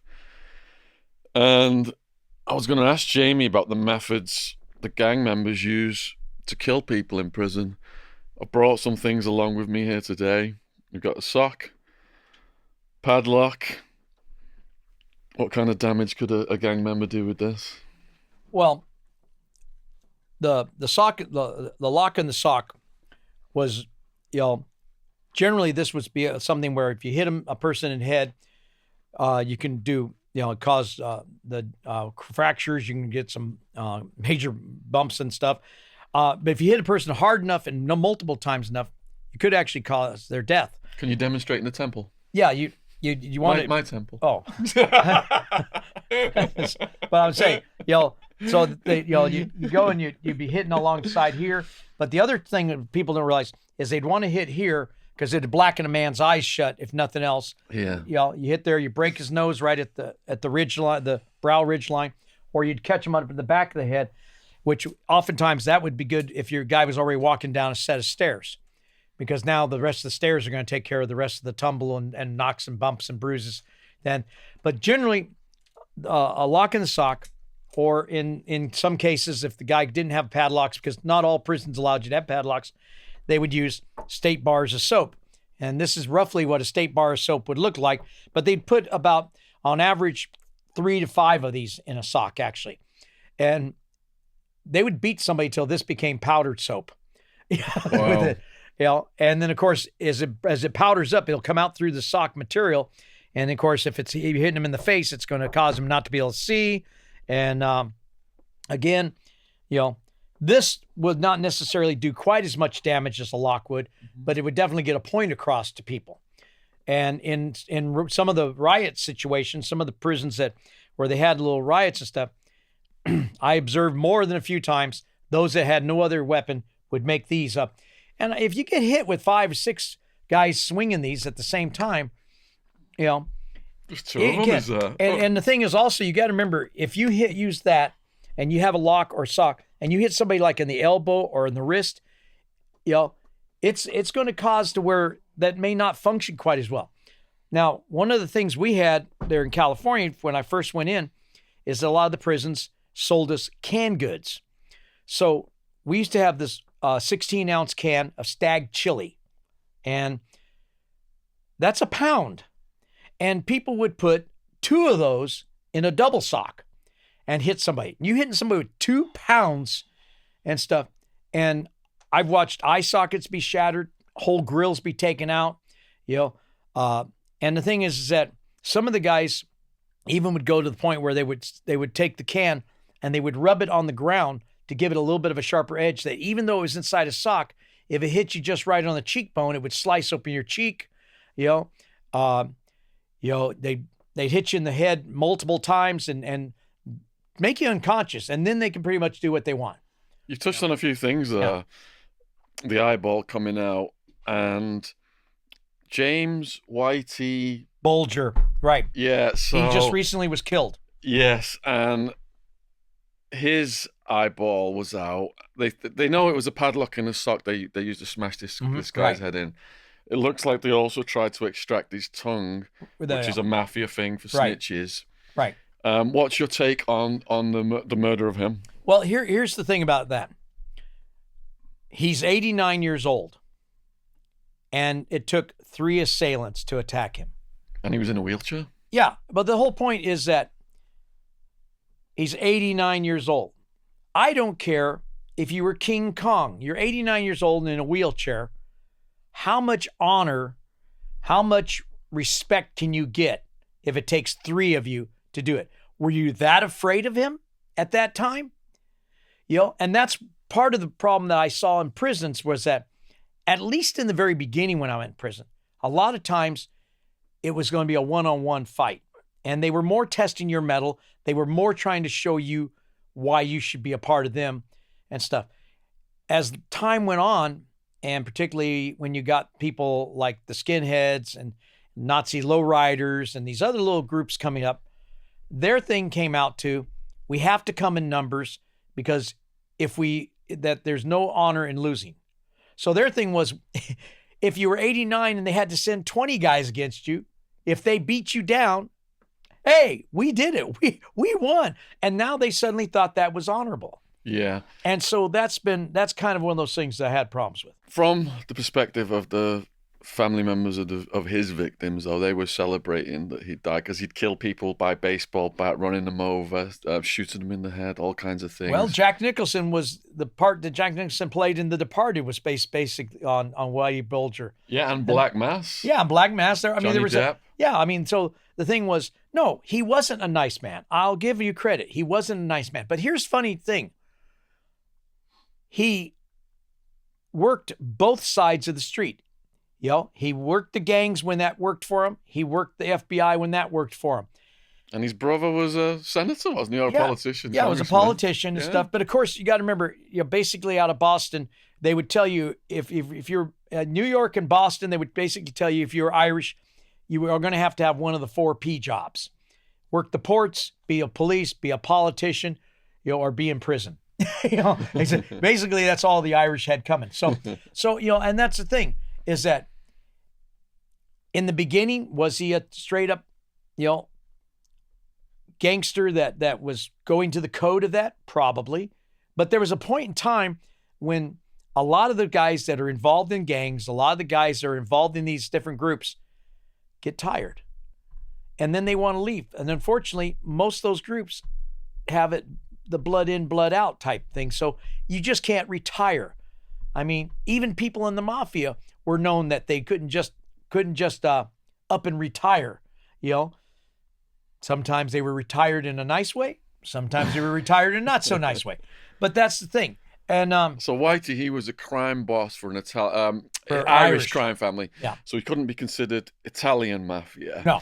But the people he was snitching out, because he was working with the FBI for like almost 2 decades, some of those were mafia figures. He was snitching out the competition. Exactly. So on that basis, do you think this was a gang sanctioned hit? This was a mafia sanctioned hit with the tongue coming out, snitch? Quite honestly, what I feel, and this is just my gut feeling, is that these were 3 guys who wanted to try to show that they were somebody so they might gain some respect by the mafia. Look, we killed this guy for you, Yeah. So I think it was more that than an actual. He'd only been there 1 day, and nobody actually knew he was going to show up at that prison directly. There may, there's always that this words gets out and blah, blah, blah. But in a direct way, there's not that people knew. So when he showed up, the word got on the line that day and he was killed that day. And like I said, and because these guys were using mafia type tactics, they were trying to show this kind of a leaning type thing. But because they did it so sloppily, because one of them was his celly, I mean, it's, I think that would really be something that somebody would have to look into to see whether or not they actually were, or they were wannabes, or maybe they were associated because they were Italian.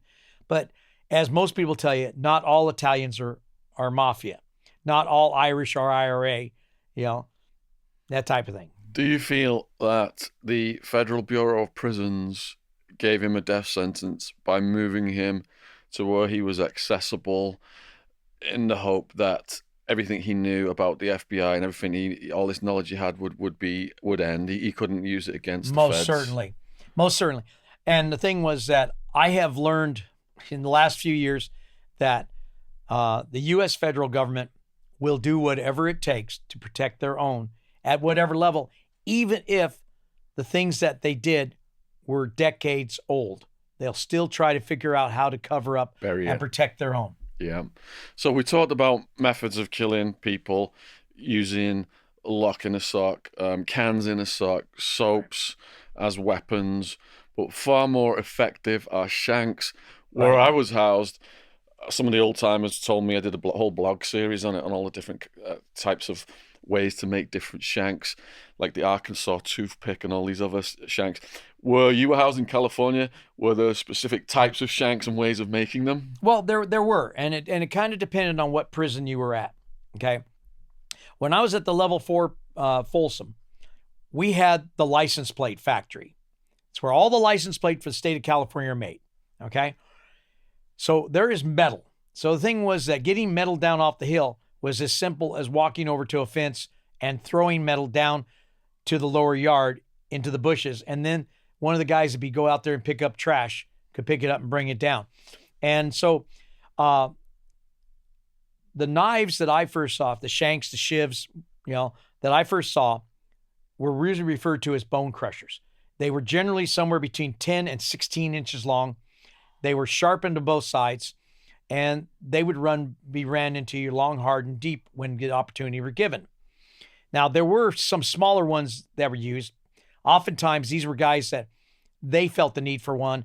They might not have the exact thing, but the funny enough is the very first cell I went to in Folsom, this guy comes by who had moved out and says, "Hey, can I have the toilet paper roll holder?" He had a little wooden one that was sitting in the holder thing. And of course, I'm brand new. I don't know. I said, "Yeah, sure." So I hand it to him. He takes it out It's just a round dowel of wood as far as I see. And suddenly he turns it and pulls it out, and there's about a 3.5-inch wire tip inside it. And he goes, thanks. And he walks away with it. And I went, yeah, okay. So it was right there. But when I got moved from the orientation thing to my first actual cell in Folsom, my next door neighbor, who happened to be he was Portuguese, and he was foreign national Portuguese. And he kind of heard about my speaking Gaelic and stuff. And so he had this thing about that, well, the Celts were in Portugal, because that's why it's called Port of Galls, because the Gauls. And so we had this so we carried it. But he goes, hey, you're probably going to need this. And he hands me over 3 phone books, yellow page phone books. The first one was in LA. I think the second one was San Bernardino, and the third was like San Francisco or San Jose. And then a roll of duct tape, and said, make yourself a vest. Because when we go out to the yard, we wore these big, heavy, like Navy pea coat, wool pea coats. And because he did get cold at Folsom. And he goes, you want to have a vest under you, because even if it doesn't stop the knife, it makes it to where you can't go in quite as far to do real serious damage. So, and so that was kind of a little bit of an eye opener there. But as I, the thing is also, I pointed out that I go in to get my clothes at Folsom when I first get there, my reception, and they issued you all your clothes and they stamped your number in them. And they would tell you next year you get another brand new issue. So you had to wash your own clothes and all that stuff. We didn't really have laundry like they do nowadays in the prisons. But besides our blue pants and our brown boots and our blue shirts and our white, boxers and your white t-shirts, they gave us 2 blue bandanas and 2 red bandanas. And I asked the guard, well, why are you giving them different colors? He goes, depends on whose side you want to be on that day, right? Really snarky. And then the guy puts up a box of matches, puts me up a couple of packs of tobacco, rolling tobacco of that's state issued, which is just like powdered dust. Gives me a pack of double-edged razor blades and a little hand-screwed together razor. And I'm thinking, I'm in a prison, and you've given me stuff to light things on fire and to cut things up with. What seems to be wrong with this picture? All right. And then, of course, I get to the cell and I get the first canteen list there, and I'm allowed to buy, lighter fluid and Zippo lighters and lighter flints. And one of the things people used to make there were match bombs. They take a couple of 100 heads of matches, put it inside some aluminum foil they confiscated from somewhere, snatched off something, make a fuse, and they'd light it and they'd throw it in somebody's cell. Now, it might not do a lot of damage, but it could. But other things people would do is walk by, have a razor blade, slice on somebody if they were sleeping too close to the bars. So the rule of thumb was, if you lived in one of the wings that had barred windows or barred cells, sleep with your head away from the door, which meant you had to sleep with your head next to the toilet. But better to be pissed on than have lighter fluid thrown on your face. In Arizona, they had this guy called Bonsai. He was considered the most dangerous prisoner ever. He ended up with the warden welded him into a cell until they took him out for the death penalty. And he would make milk carton bombs prior to the welding of the door. So when passing a cell, he's got the cleaning chemicals, the hair chemicals, whatever.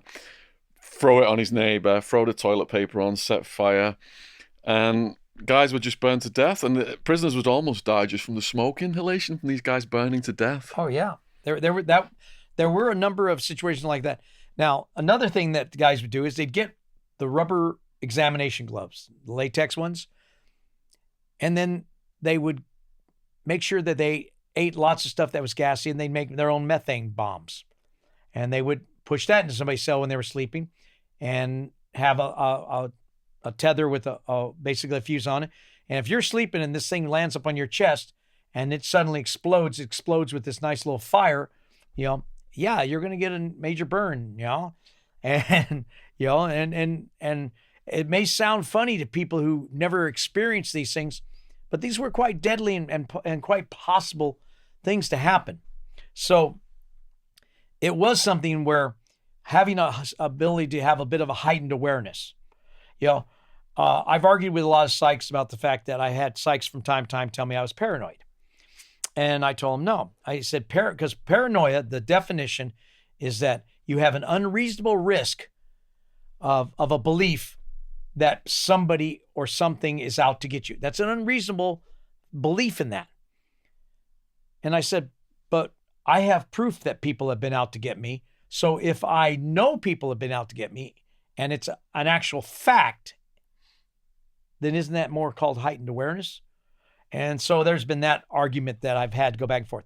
Now, getting back to the shanks, funny enough, there were a few places I worked. I was in Voc janitorial for a while, and we'd be cleaning up an area, and we'd find a shank that had been left behind 20, 30, 40 years ago that had rusted to behind a pipe or something like that. Hell. And but the best one was we had a change of wardens. And this warden came down and said, absolutely, positively, there would be no metal coming off, Industry Hill. And he then said, I challenge the Aryan Brotherhood to prove me wrong. Right? And the thing was that most of the lead people at that time in most of the industry shops were AB or AB associates or affiliates. 3 days later, on the lower yard, the yard where we went out for our recreation and stuff, sitting against the sergeant's shack on the yard was this huge cloverleaf axe that had been made, definitely on the hill, had been welded, been machined, big cloverleaf axe sitting there up against the door and had a little note tagged on it going, say what? And the warden was so absolutely enraged that he slammed everybody down and went through and he took everything down to just regular pencils and pens. And of course, the joke was, you're worried now about this. You secured it. You had it where they had to go through 5 different searches coming off the hill. Absolutely nobody's going to get this down off the hill. And instead of a 12-inch shank, you now have a 4-foot battle axe with 3 sharpened cloverleaf blades on it. I mean, so who really runs your prison type thing, Now, because of where it was, and because of the fact that it got down during the night, everybody knows that COs were involved in getting it down. But that was one of the things I noticed when I got there. Is interesting enough, Hispanic COs could not depend necessarily on white COs to back them up. Black COs definitely could not be. So black COs oftentimes align themselves with certain black members of the black guerrilla family. Hispanic ones often align themselves, with the Mexican, clubs, groups. And so you had these little different things. And then you had some COs that kind of hung out with around the biker guys, So there was like these little different factions. And when I first got to Folsom, there were only a couple, 2, 3 female correctional officers. And they really had it hard. Every male correctional officer were hitting on them, and just about every male inmate was hitting on them. And I mean, it made it a really, really tough drive for them. The men didn't like them there. And the male inmates didn't like the fact that these women thought that they had the right to search us, because the male officers didn't have the right to search female inmates, So there was a lot of this going on. But you would find that you had officers that more or less tried to toe the law-abiding line, And not work with the gangs. But even they felt at times they had to kind of turn a blind eye to certain things. They may not condone it. They may not assist in it. But there were times like if somebody went to go back to the back showers down Blood Alley, which was given that name not because of the color of the walls, but because of the color on the ground a lot. The showers is on the yard. You got out there and you got naked in front of a bunch of people on the yard. And there were times when there would be guys showering, some guy'd walk up to go shower, and everybody could suddenly slip out of the shower while the guy was soaping up his face. And suddenly there was no guards in that area. And the tower guard was looking out towards the main yard, not looking back that way. And oops, how'd that guy get stabbed up? Nobody knew. Nobody saw. And then, of course, they'd come in, oh, and things like that. So you had these different situations that would come about, you know. And again, there were generally, for the most part, people who got stabbed at that time had to have an order put on them to be stabbed.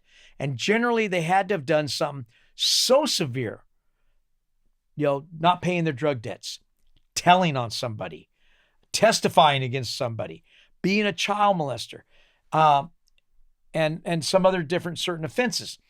But here's even a thing about sex offenders. The gangs did not necessarily take out sex offenders. First off, you didn't cross the color lines. You might know that this was back in the early 80s. This is in the early mid 80s. Yeah. You may know that black guy over there rapes little girls. But you're white. You can't do anything to him because the blacks are going, it's all right. We don't have a problem with that. That's the politics on the yard, yeah. Yeah. He's a pimp, and he might be pimping out, young girls. Yeah, but, the blacks say, hey, he's ours. We'll do, And the Hispanics, same kind of thing. They didn't see having girlfriends that were 12 or 13 that bad because of their culture saw that this was not a bad thing. So you didn't have that. Now, when it came to the whites, predominantly child molesters were the main problem. And then they would have a certain amount of a problem with guys that would just be like a random tree jumping type rapist. Okay.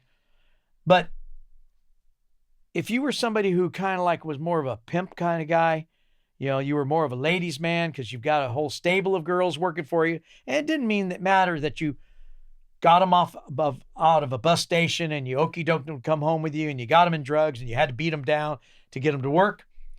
You had the talk to get them started. And I can verify that even in the county jail where we had a sex offender housed with the Mexicans and the head of the Mexicans, that sex offender went to court one day and it was on the news what he'd done. Yeah.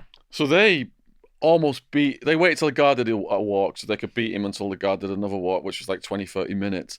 That guy came out looking almost dead, blood from head to toe. But there was a pimp, and the pimp had underage girls working for him, and he was under the control of the black gang. So it was accepted that that guy was housed in our building. This is at the Maricopa County Jail, Phoenix, Arizona, around 2002, 2003. Yeah. So some people watching this are going to say, well, all sex offenders are KOS, so this couldn't have been possible, that could have been possible. I want to verify what Jamie's saying. From what I saw myself, there's all kinds of different scenarios and backstories and racial divisions and racial rules. So the rules of one gang might be this, the rules of another gang might be this. So if we say there's a sex offender and it's KOS, yeah, that generally may be the case for the white gang in most situations, but there's all kinds of variations that can occur. I mean, the fact that a sex offender was in the general population in the Maricopa County Jail to begin with, some people say, that's not possible because sex offenders all go to the same yard. They get protective custody or whatever. But there are some sex offenders when they first come in, and perhaps they're not screened properly, or perhaps they think they can just fly under the radar like this guy, because where they may have been having to go, this guy might have been locked down, 23, 24 hours a day, couldn't get privileges, but he felt that going into general population, I can get those privileges. Prisoners aren't going to find out what I'm in for. Not the brightest thing to do, but there are people who go in and they're that stupid and they've committed these acts, and they try and fly under the radar. Well, now I'm going to really, light your head on fire about this one. There's a guy named Cameron Hooker, okay? And Cameron Hooker, kind of like the idea of Edmund Kemper, was well documented in a number of TV series, CSI, Criminal Minds, and all these other ones like that. Cameron Hooker actually was under the protection of the AB. Cameron Hooker was a guy who kidnapped a woman off the streets and kept her in a box under his bed for 7 years, tortured her, sexually assaulted her, brainwashed her to the point where she even allowed to go home to her family after a few years and come back. She came back to him. And the thing was that, but they were like the fact that he had a sex slave. Well, that's kind of cool to have your own sex slave. And so, but he had made a box of wood that had like a carpet type thing inside. He would put over this girl's head, block out all light, all sound, and fresh air, hang her from the rafters, and beat her with whips. Now, what makes this really bad is that not only he did it, but when he picked her up, his wife and baby were in the car, and she thought she was safe because here's a man with his wife and child. And the guy's wife also assaulted her and abused her and stuff, but she was kept in the bed underneath their bed, in a box underneath their bed, slid up under, and shackled and stuff. And this went on for many, many years. Now, he had convinced her that he belonged to a group called the Company. And the Company was this worldwide organization of men who had sex slaves. And they would trade them, and they would sell them, and they would train them, and all this stuff. And that periodically, when they got tired of them, they would trade them off to another one. And if they got really tired of them, they'd just kill them. And so she was under this great belief that he was a part of this massive organization.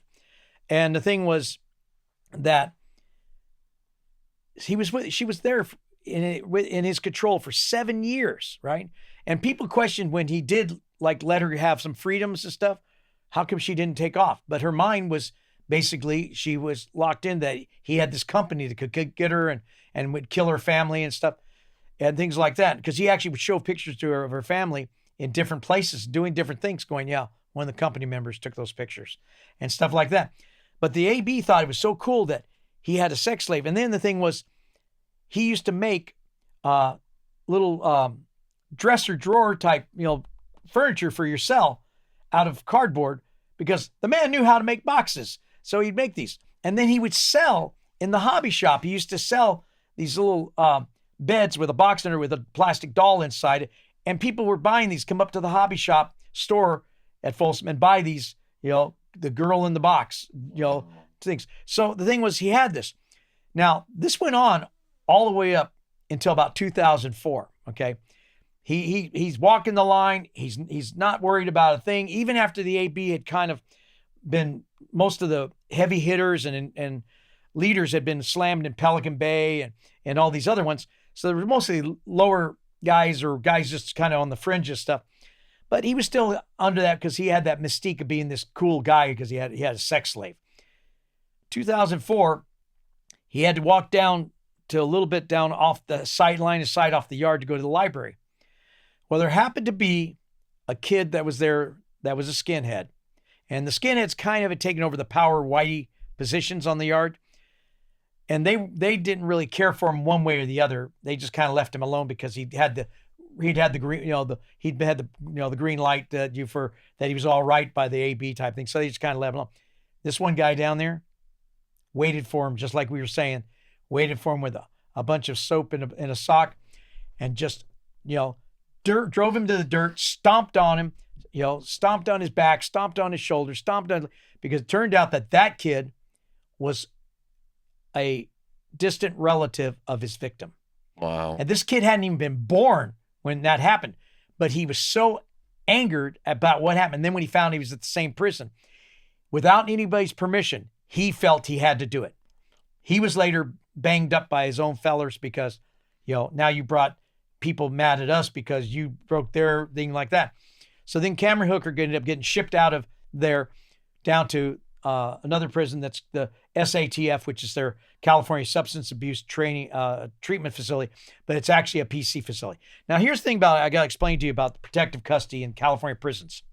When I first went to prison in California in the early 80s, they had at Soledad, California Training Facility, Soledad, they had 2 units, PHU 1, PHU 2, Protective Housing Unit 1, Protective Housing Unit 2.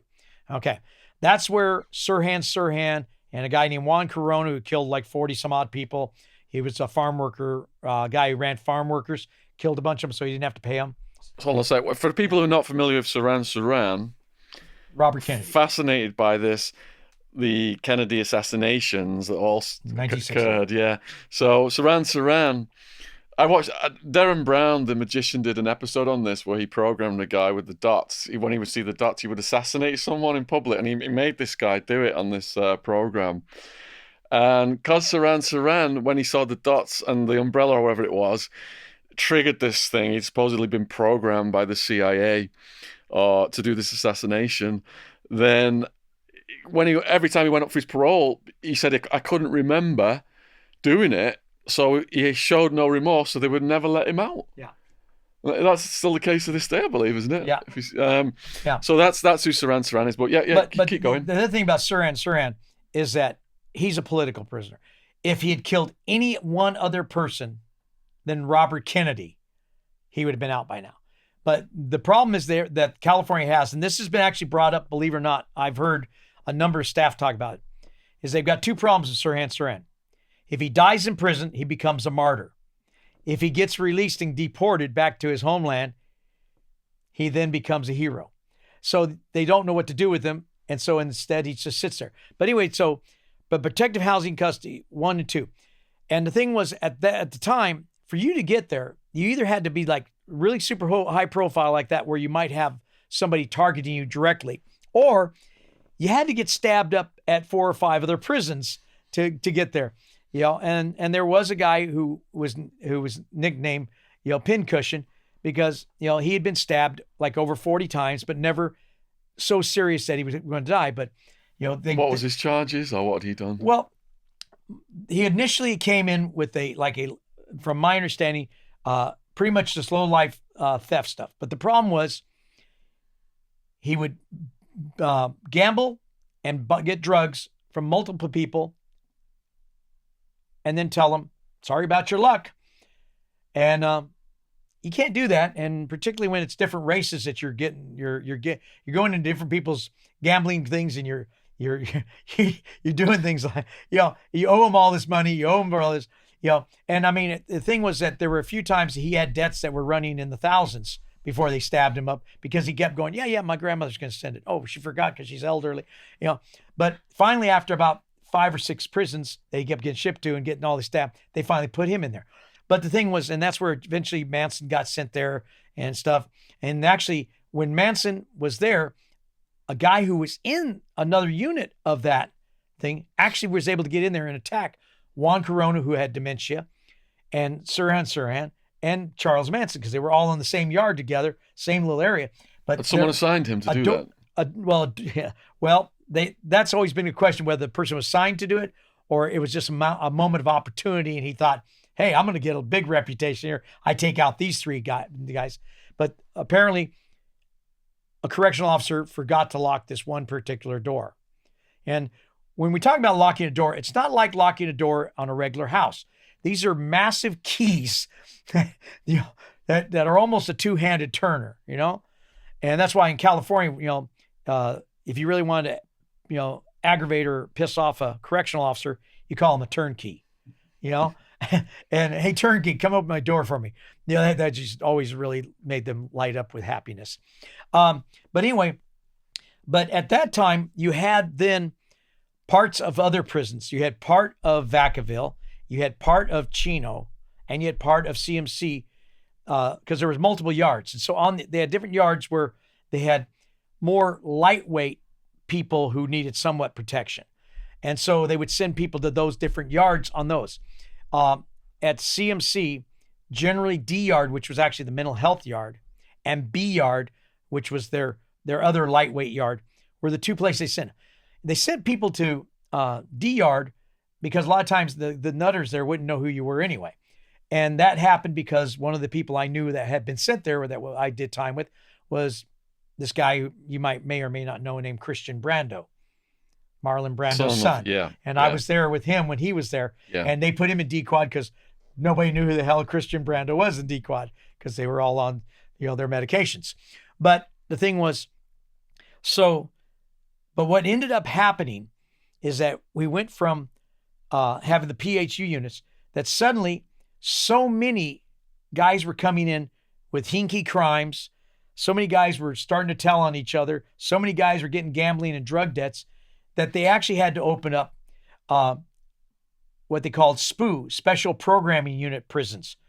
And even in the reception center at Wasco now, they had SPU units and regular units. And so guys were coming in that were dropping out of gangs and going into the SPU reception stuff. But Mule Creek became a SPU unit. It became a SPU prison. It's a special protective housing unit prison. And the thing was, as what was happening, we started having more of those prisons than mainline prisons because they started giving them more privileges than mainline prisons. And the guards would actually come up to you and going, look, they would try to sell this, even county jails. DAs would come up to like your mom and go, look, if you have Shaun SPU up right now, he's going to go to a place where he won't be forced to have sex, he won't be forced to do drugs, and he won't be forced to join a gang. Well, the problem is that did they just reform their own gangs then? Well, they did, and DVI, where I was at, had just formed the newest gangs in prison. But here's the thing: when you got sent to a SPU unit, one of the things you did is you have no decision on who's going to be your cellie. So you could go in and be thrown in with a guy who's a serial child molester, and guess what? He's now your cellie. You could be thrown in with a guy who is a cannibal. Hey, he's your cellie. You could be thrown in with anybody. You could be thrown in with a guy who's a gang dropout who told on all these people, and everybody wants to kill him. And you can't do anything about it. So you now have to live with these people, and so this just added to all that weird thing. And when I was at DVI, I was there the last 12 years.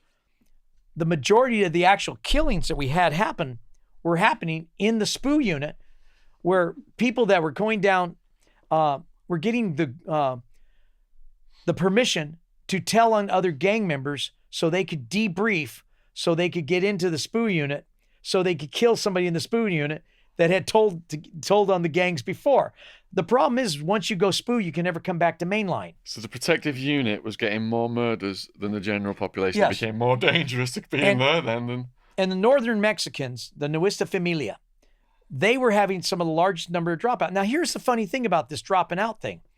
Guy drops out and he goes to a SPU unit in prison, okay? But when he paroles, he goes back to the same neighborhood.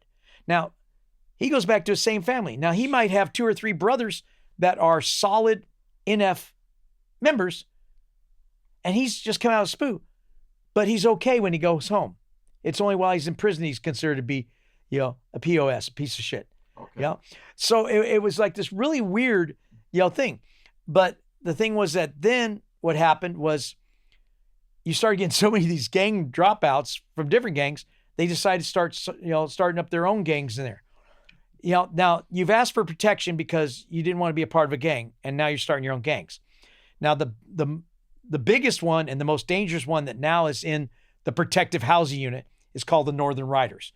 And they were majority came out of the Northern Mexicans, but they took in people from other groups too. And, but the other thing is that when I first went to prison, people that were homosexual, whether they be very flamboyant queen type homosexuals or just gay boys or whatever, they were hitting main lines, and then they had to kind of survive on their own. Well, now did they find a tough man to shack up with, some of them? Well, some of them did, and some of them were actually pretty tough. There was one that was up at Folsom, and I can't remember the name, but had killed 3 of her lovers because she thought they were thinking about cheating on her, and so she sliced their throats. Black Widow. Yeah, I mean, it was like, cheat on me, I'll kill you. There was a tough one. There was a tough one I came across. It was plucking guys' eyeballs out. Yeah. So, so the thing was that, and like one person told me one time, you think it's tough being in prison, try being gay in prison, and it's amazing the number of them who could fight, who had done the Golden Glove boxing training and stuff. And like I said, I watched these guys, and a kind of a funny story in that respect, if you don't mind me going into it. Yeah, go for it. Is that I'm on the weight pile, and there was this guy named Bronze. And if you've ever seen Doc Savage comics or read the books, he was known as the man of bronze. And well, this guy Bronze, he had that golden bronze coloring, right? And he was a mixed race. He was like Greek and something else. And he had the 12 pack and the whole cha-cha type thing. And we're sitting on, and we're working out on benches. I'm like 3-4 benches away. Up comes this big black queen who's got this, like probably about a 50-inch solid hood and probably about 19, 20-inch guns with shirt tied up, short shorts, with these little flower sandals on, walks up, tells him, look, I'm going to be at your cell at 6 o'clock tonight. be ready to have your dick sucked. And he goes, well, but I don't want that. And the queen's nickname was Buffy. And Buffy goes, did I ask you if you wanted? And so he goes back to, doesn't go to chow. He goes to his house, and he goes into his house, and he tells this other guy, and the guy says, oh, don't worry about Buffy's bluffing. So he goes out to the yard, to talk to some other guys. Buffy gets one of the cops to open the guy's cell door. Buffy is in the guy's cell. The guy comes in, Buffy cracks him, knocks him out, sucks his dick. The guy wakes up with his pants around his ankle, And it's like, now what do you do? Wow. Right? And the thing was at CMC, one of the things about CMC is they had so many programs there. We had 4 college programs right there on the institution grounds. We had a great hobby program from 6:30 in the morning to 9:30 at night. We had more prison self-help programs. We had, walkathons, and we had outside people. We had bands from the outside come in all the time. We had a band room where you could go learn. And we had so many programs there that was a place people wanted to go. And at one point in time, that was the best place to get a date. So guys would always try to get to CMC because of that. But the first rule they'd tell you when you went into your orientation with the correctional staff, don't do anything violent. If you got violence, you get shipped out. Okay? And so guys put up with a lot of extra things just because they didn't want to lose that chance to get to parole and go home. And when they got that carrot right there in front of you, I've watched guys, basically break down in tears because they're so frustrated about things around them that they can't do anything about, or they lose the chance of ever going home. Because basically, if you get in the fight, they would write it up really bad, to make it to where you're going to, this is going to cost you another 15, 20 years at the board. So what ended up happening with what Bronze did is Bronze comes up and says, look, Buffy, just ask in the next time. and the thing was, now Buffy didn't want it because Buffy liked the challenge, So then Brown's never had a problem with it after that. But it was just that funny because he didn't know. He goes, should I go stab Buffy? And Guy said, have you seen how thick Buffy's chest is? That'll probably bend blades, and that thing. But it was just one of those things. And the ironic thing is that we had sports teams on every yard that would play against each other. But we would have the University of Cal Poly would bring their softball team in to play against our guys. The problem is that they didn't play against our all-star team. They played against our powder puff team. We had these huge buffed up guys that were wearing short shorts and tie up tops, cracking balls, across yards. And these free people, these college guys didn't know how to respond. I mean, how do you, if you're not familiar with this, it's a strange thing to deal. So we had that going on there. But anyway, what ended up happening with these SPU units is that's where all the homosexuals were being put in automatically now. So one of the things that they started creating their own gangs too.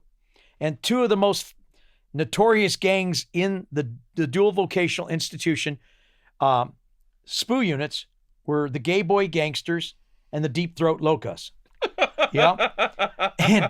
And these people were deadly serious. They would actually try, most of the time they would make some kind of slicing device to cut people with. It reminds me of Shawshank when the sisters when they comes in the shower. And so the thing was, but what got me was, like I said, where people were being tricked into going into SPU. They used to go to some of the prison yards, and the guards would come to guys that were older guys who may have done 20 or 30 years in and out and all this stuff, and say, hey, we're starting this new program called a Special Programming Unit, and you're going to have all this thing. You're not going to have to worry about a riot on the yard. You're not going to have to worry about gangs. You're getting a little slow. You can't get out of the way. Because I've seen a lot of older guys get stabbed up, not because they were the target, but because they stepped in between the target and somebody else at the moment of thing. And usually the guys doing the stabbing said, sorry about that. It doesn't stop the bleeding. It doesn't stop the damage. So there were suddenly guys who were getting tricked into these. And what was bad is, like, I'd be in my unit, and when the SPU's unit would go, they would throw on a yellow light and they would lock all the wings. We couldn't get out.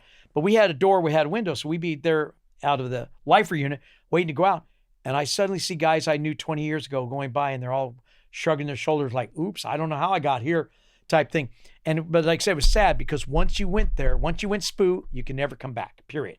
And that's just the way thing. I was gonna. Yeah. You talked about people getting stabbed accidentally.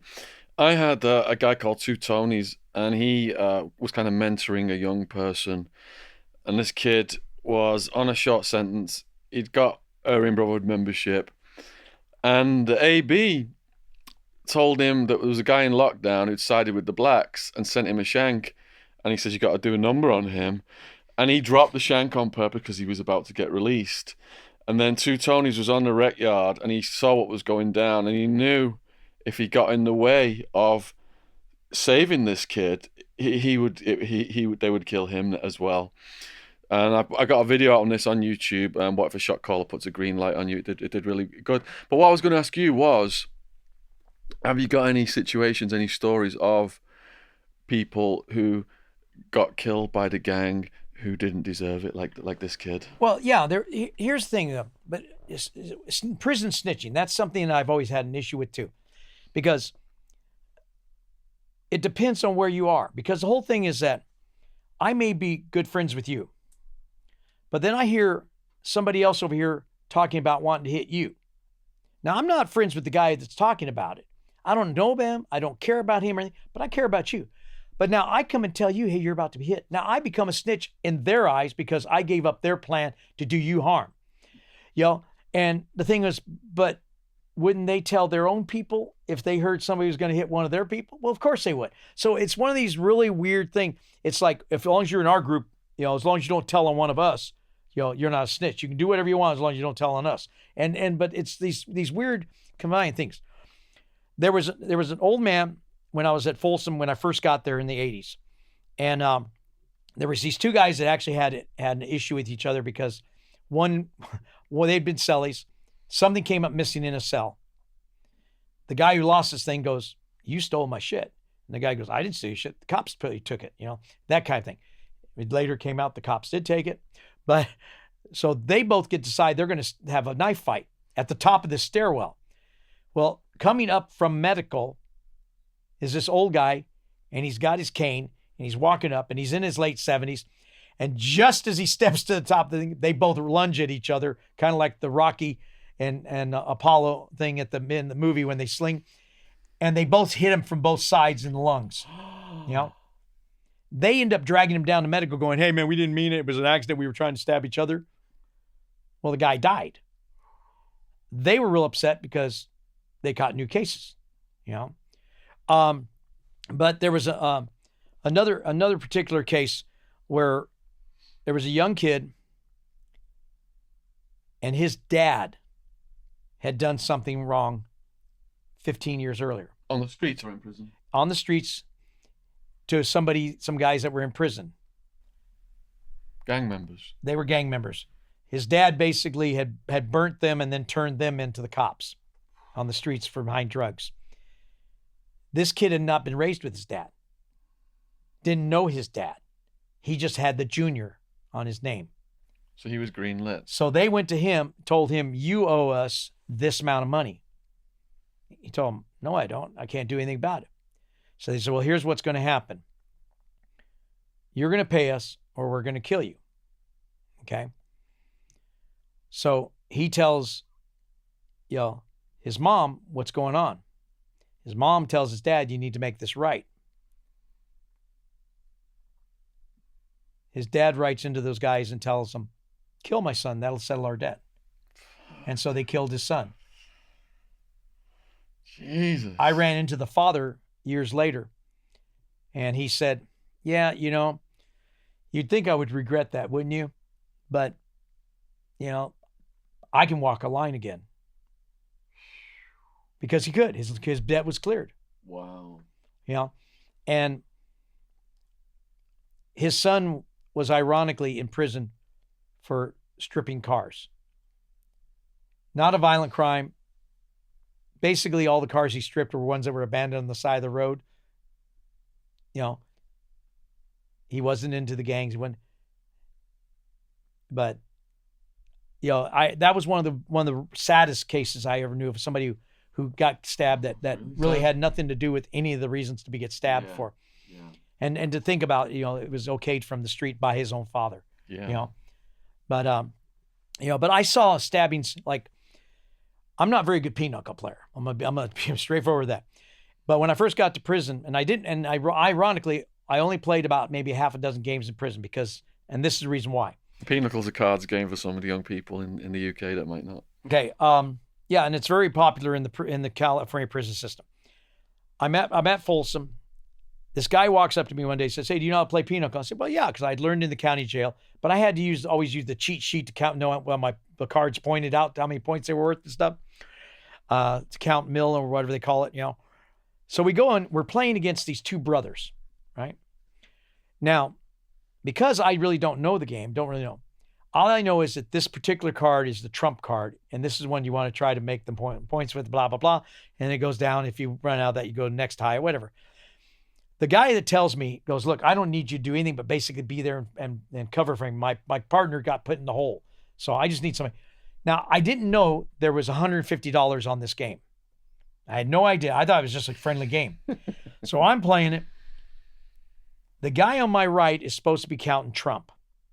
Somehow, because of how I was throwing my cards all kind of weird or whatever, he missed the trump.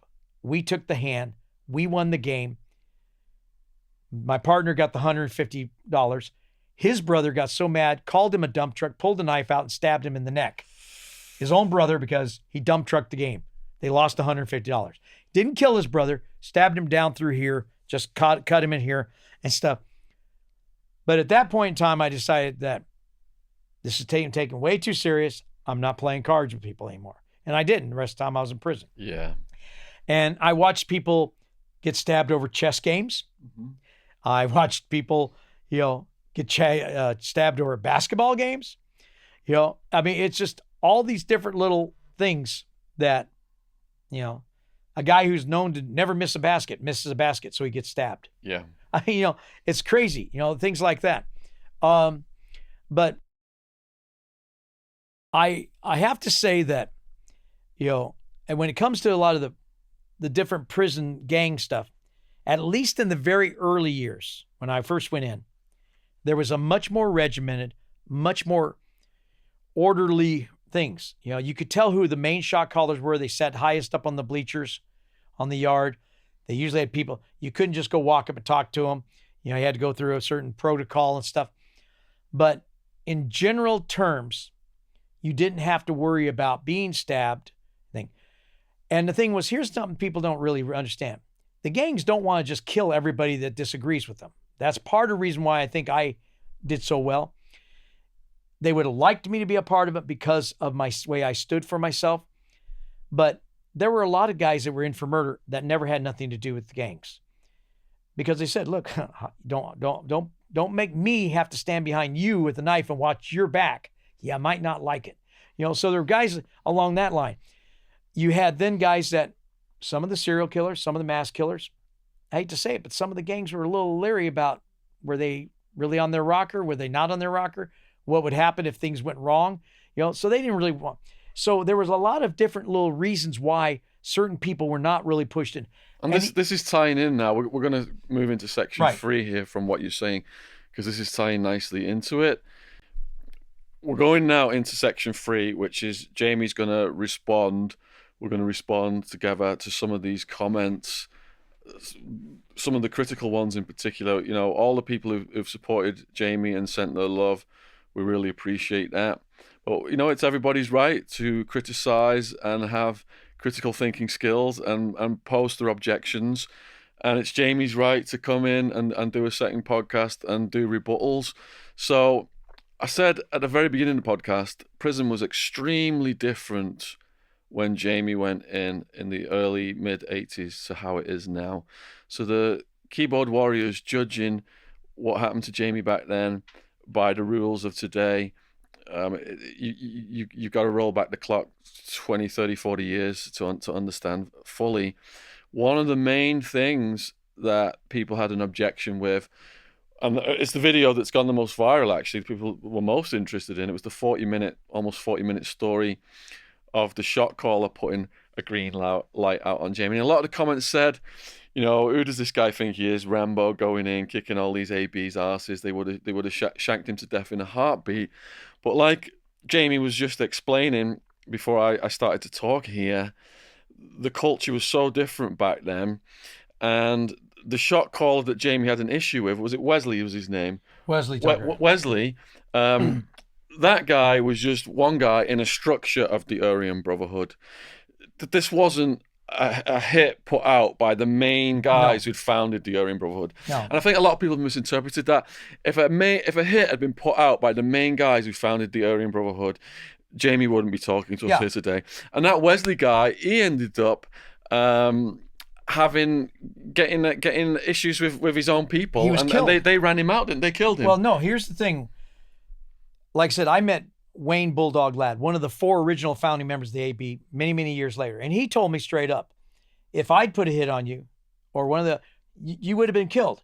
He goes, but the problem is even when I heard about you, you were not that big of a problem because basically Wesley didn't really have the rights to try to be he was trying to up his, value because but here's the thing about Wesley Tucker. Wesley Tucker, came out of Orange County, California and stuff. And his thing was, at some point in time, he realized he wasn't moving up and that he was losing a certain amount of respect within the group. Other people weren't no longer listening to him or doing what he wanted and stuff. And he started feeling fearful for his life. So what he ended up doing is he actually ended up going and contacting the feds and tell them, look, I have information about the Aryan Nation Church in Idaho, about some bank robberies they were involved in. I've got information about the ABs here in prison. I can give you all this. I want you to get me out of prison. I want you to give me a new identity, right? And because of the weight of his stuff, they decided. Now, the problem is that they decided that what they were going to do is that they contacted the California Department of Corrections. We want him somewhat protected. They decided that rather than put him in one of the protective housing units, and that because they were trying to close those down at that time, that's where his biggest fault was. They brought him down to CMC and they put him on B yard. Now, B yard, most of the guys who had that kind of status were given single cells. Okay, so they didn't have cellies. There were less people. There were more guards to the inmates there to keep a better eye. And most of the guys in that yard would walk by themselves, so they would really stand out. If somebody walked up to them, the guards could see it quickly. So he gets put over there. I happened to accidentally bump into him because even though they're on that yard, they can still mingle with the other people on different yards in certain areas, like if they had gone to the hobby or gone to medical or something like that. I happen to be going into education. He sees me. He's coming out of education. I recognize him, but like I said, I didn't think anything about it because last time I saw him, I won. Next thing I know, I have the goon squad, the security units, jack me up talking about they're wanting to transfer me out because they're worried that he feels threatened by me. And I said, wait a minute. I haven't done anything wrong. Well, yeah, but he's doing. And so they kind of give me this rundown about, that they can't have anything happen to him. Tell him, I don't care about him. Leave me alone. I told them that before. I don't want to care and stuff. So they had us do what they call a Barney chrono. And I don't know if you're familiar with Barney the purple dinosaur. I love you, you love me, we'll all be the family. So the idea is that CDC would do the Barney chronos where it says, whatever problems you and I had in the past, they're gone. We're not going to have any problems in the future. We're just going to avoid each other. So we signed these things, me and him. Great. He's in B yard. I'm in A yard. No problem. Don't care. What ended up happening, though, is that word got back up to higher ups in other places. Shot came out of Pelican Bay. One of the top level shot callers sent word down. And they did the same thing as I explained to you, other people have done, the Northern Mexicans had done stuff. They gave a couple of AB solids the right to rat out something in the group. Nothing major, a little drug deal, whatever. And the guy being ratted out knew he was to be ratted out. He became the Judas. Okay, I'm going to have the drugs. You tell on me. The guards will catch me with the drugs. Oh, I've been told on. Those are the rats. They get to debrief down. They get to go down to CMC. They were put on C yard, though. They didn't get put on B yard because they weren't fully debriefed, right? One day they see him in the clothing line. Man, you won't believe what happened. Woo, woo, woo, woo, woo. All this kind of thing, right? Okay. Somehow, on one of the days they were having bands played on different yards, these two guys got on that yard. Wesley came out to the yard to go to the little mini shack to buy an ice cream. And these two guys killed him. When they killed him, the federal case disappeared because there was no he had all the information. He wouldn't give them enough information to get the convictions they wanted until he had the guarantee. They would not give him the full guarantee until they had him actually in court. He was less than 2 weeks away from going into federal court to testify and stuff. And at that time, he'd get his deal. They got their deal. And he would have been released and given a new identity. So here's a guy who's an AB, low-level shot caller who ends up turning out that he has to be killed because he violated. So this is why I'm saying is that, even guys later that I found out that were like associated, yeah, man, if we'd known he was going to be like that, we wouldn't even have listened. But the thing was, again, my fights against the ABs were done in the smoker's ring, which was what they did so that they didn't kill people. They put you in there to fight. Now, granted, they wanted to beat me down. Granted, I had the upper hand just because I had an advantage they didn't know I had because they didn't know anything about me. They had no understanding. And the thing was, and here's another thing that people really don't understand about prison. Some of the great big buffed up guys in prison, though they are tough men, are only really tough if they can get their hands on you. Most of them are too slow to be able to fight. And that's why a lot of little guys get up inside them and I've seen a lot of big men get knocked down. So most big guys aren't getting caught in that trek anyway. They'll just use their imposing side to kind of be there to be impressive. The ones you had to really worry about were the little dope fiend guys that were just looking for a hit, looking for that next fix. And but the problem is they're not the most reliable hitters. One, they don't really know how to stab a lot of people. And two, they usually draw so much attention that either they get caught ahead of time or the guy they're going to stab up has a chance to defend himself. Again, the few that came at me off were that kind of guys. So, and the thing is also is that with the AB or the brand, they usually didn't send their best, guard type people who've done the stabbings early on and moved up. They're not going to send them down to somebody because, like I said, the biggest thing with me was they got tired of the fact that there were enough other real targets they could deal with. And they were also having problems. It's that there was suddenly a big influx of white Crips, white guys joining black gangs. Now they really are upset about that because, now you're race trading and stuff like that. Those are much bigger targets than me. My only reason to be in the target to begin was I didn't want to join. I mean, I had nothing against them. I just didn't want to be a part of their thing. So, yeah. So that's answering that. I think you've explained that very well. Now, when I first interviewed Jamie, he was telling stories about growing up in the army, prison. We're going back like 50 or so years. Yeah. And if someone asked me questions and I was answering stories from 50 years ago, I might get some of my dates mixed up. Just because I said 75 instead of 73 or whatever doesn't mean I'm not telling the truth. I mean, that's an honest mistake. So I asked Jamie for the second podcast to prepare a timeline of his life with all the dates down. So what we're saying now, I'm going to read it to you actually. And if I make any mistakes, just interrupt me. Just so all the timeline trolls out there can actually can hear these dates. So the first stuff I've got is from his early life, born February 1904, Isle of Man, baptized February 27th.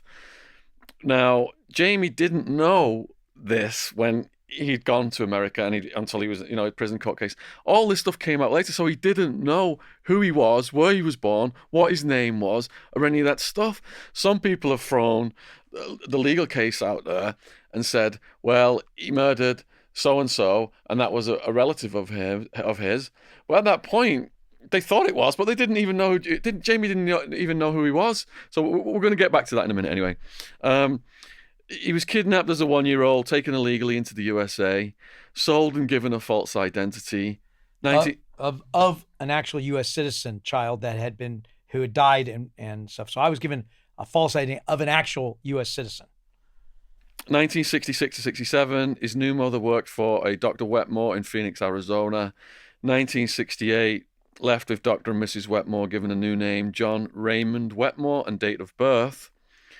Moved to Fresno, California. Dr. Wetmore told everybody that you were adopted, bought. He was frequently violent towards you. 1972, left school. Shortly after, I joined the U.S. Navy. 1973, Mrs. Wetmore died. Before her death, she told me that I had replaced another boy they had adopted who had to be sent away. Let me just keep going with this. 1980, moved back to Fresno with second wife, Sandra. After living in San Diego, 1981, bumped into Jackie, my half-sister, who decided to move closer to in Fresno. And here's the thing. She was not my half-sister. She was the daughter of the woman who had kidnapped and brought me into the United States. That woman had been married a couple times and had 3 daughters. I thought they were my half-sisters because for up until about 7 years ago, I kept thinking that was my mom. I didn't know that she wasn't my real mom because she'd used my real mother's name and stuff. And so I meet this girl. I think she's my half sister. Jackie's dad was Daniel Kearns, the brother of Stanley Kearns. So Daniel Kearns would have been at that time technically referred to as my stepfather. But again, since the woman wasn't my mother, he couldn't have been my stepfather either. His brother Stanley was absolutely nothing to me. And I'm really glad you've clarified that, because the know-it-all trolls have pulled up your legal paperwork, right, and pointed out that the prosecution has stated, like the prosecution, from my own experience, when I went to court, it's complete theatre. The prosecutor portrays you as the Antichrist, and your lawyer portrays you as a saint, and neither versions are true. They're just putting these extreme scenarios out there, and then there's supposed to be some kind of meeting in the middle at the end of the day. So in Jamie's case, the prosecutor said Jamie had murdered in cold blood his disabled stepfather.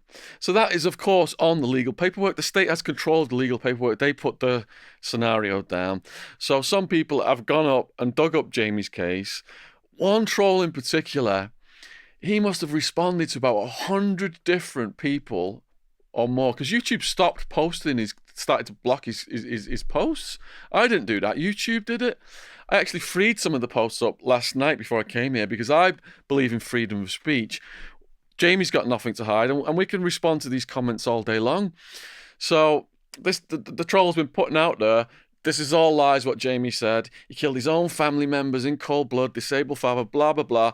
But as Jamie's explained clearly now, Jamie didn't even know who he was. And we're going to get to more fully explain this when we get to more details of the crime. But I just want to keep moving through the timeline for now. But when you look at that state paperwork, you got to take it with a pinch of salt and think this is the worst case scenario, probably embellished to hell, just to try and send someone away for life, because it's theatre in court. It's not facts.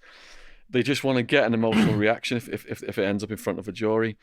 So I'm going to go to July 1983 was death of Stanley. Later autopsy stated... Well, the first autopsy stated suffocation. Suffocation. And because I'd had physical altercations with him previously, in which cases I had put him in chokeholds and basically made him pass out. And this was quite a villainous character from what I saw. He was carrying cyanide because he was going to take it out on his enemies. He was going to go on a cyanide killing spree. He was the one that ordered. He was the one that had ordered cyanide. Yeah, and he this wasn't just some disabled guy in a wheelchair or something that wasn't causing any harm. He was also abusive to, was it Sandra? Well, no, to Jackie. To Jackie. And her son. And her son. 2-year-old son. Yeah, which is, that's what I have here. This is actually a the other police thing report. the trolls are saying, have you read any of Jamie's paperwork? Jamie sent me all his paperwork by email. I did read it. I didn't have it right in front of me on podcast one. We've got it right in front of us on podcast two. The majority. Whatever you feel comfortable that's not going to violate your privacy in reading, Jamie, you feel free to do that. Okay, well, this is the actual police report when Stanley got arrested on the 4th of June in 1983. I have nothing to do with this report. I'm not in this report. There's nothing. But he got arrested. This is approximately a little over a month before he was killed. So he gets arrested because he's driving around with Jackie, his niece, and technically his adopted stepdaughter after her father had passed away. He took custody of her. And he starts punching her. So she drives down a street, parks, and runs into a house. He thinks she's going in to see some friends. What he didn't know is that in Fresno, she pulled up to a building, a house that was called the Marjorie Mason Center. It didn't have a sign out front or in that because it was a battered women's center. And they don't want people to know what they are so that women can come there and be safe. So anyway, she pulls up and it calls the police and says that he's out there with a gun in the car and that he's been abusing her. So the police officer, Officer Smith, arrives first and contacts, says that he arrives at a car. He finds a car parked just south of the Marjorie Mason Center. Okay. So he'd already talked to Jackie Kearns' side. She said that the person had a gun and had been threatening her. He walks out. He goes up to the suspect and says, do you have a gun? And he says, yeah, I have a gun. He starts to reach for his right rear pants pocket. He goes, I grabbed the right hand and pulled it off his body. He said he then reached in and retrieved out of the suspect's pocket a brown leather wallet containing a .25 semi-automatic handgun and placed the suspect in a prep. He checked the gun out. It was loaded with 1 round in the chamber and 6 rounds in the magazine, and it had no safety stop on it. He said then he observed a black walking cane on the front seat of the car. He picked it up, noticed there was some black electrical tape around it, unwrapped it, and pulled out a 2.5-foot sharpened blade out of a sword cane. This is where the DA used the part about him being disabled, is because he was always seen with a cane. Well, the cane he was always with was a sword cane. Then it talks about that when they transported him down to the jail, he noticed there was a belt buckle on the suspect's belt. It was similar to a knife belt buckle that they'd seen in a roll call training bulletin. He checked it, and it revealed a concealed knife with a 2.5-inch blade on it. So he gets charged with those 3 counts of concealed weapons. And it says that the daughter had called the police to help her get away from her father.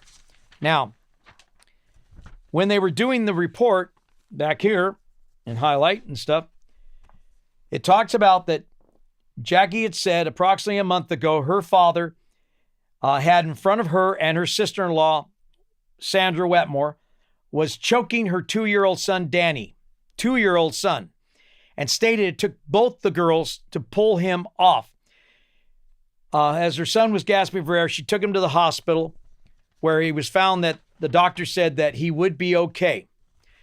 Jackie is also, a couple of months earlier, had stated that by force and violence that Stanley Kearns had taken her welfare money checks every month.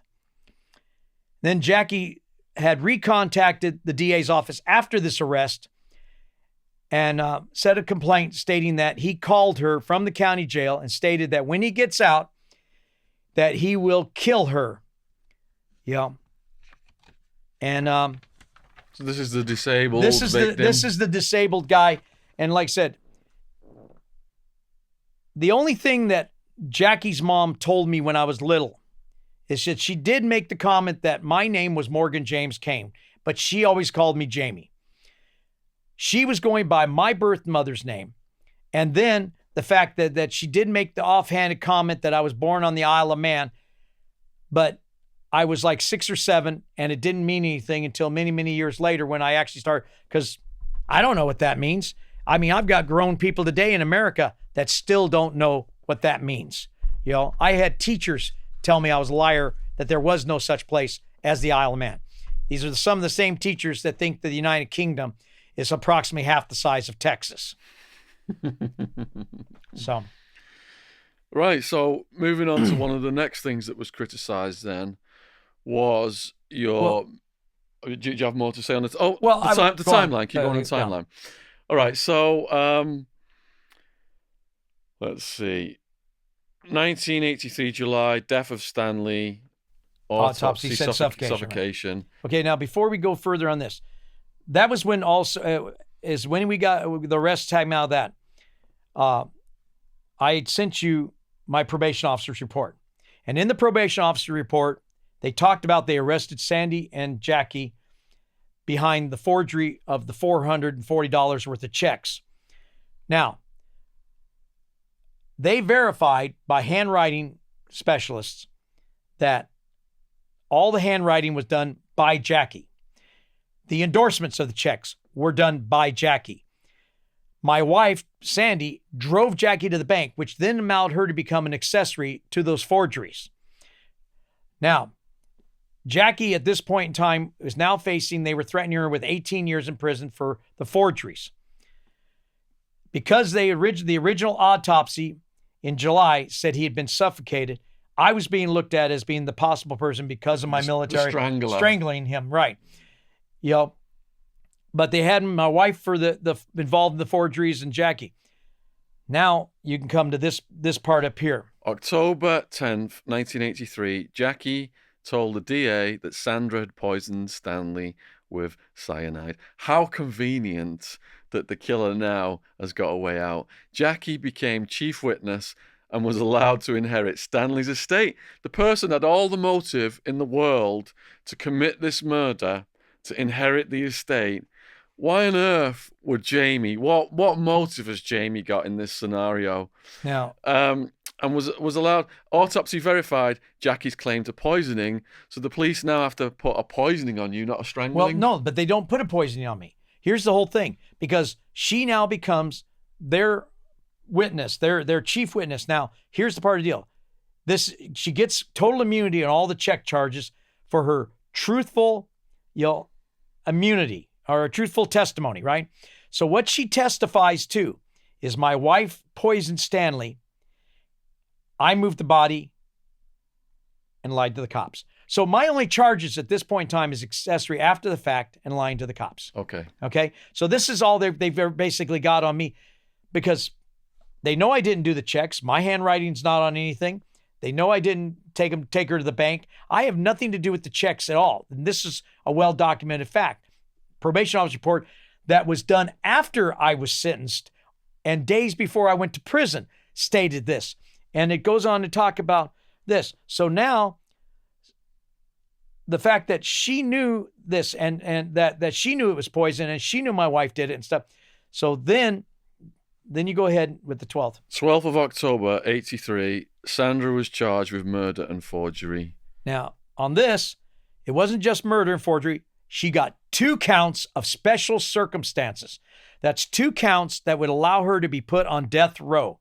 They got her for murder by poison and murder for financial gain. The financial gain was her being an accessory to the crime, because what Jackie had said was that she'd given my wife money for gas. That was her financial gain, was getting a little bit of the money for gas.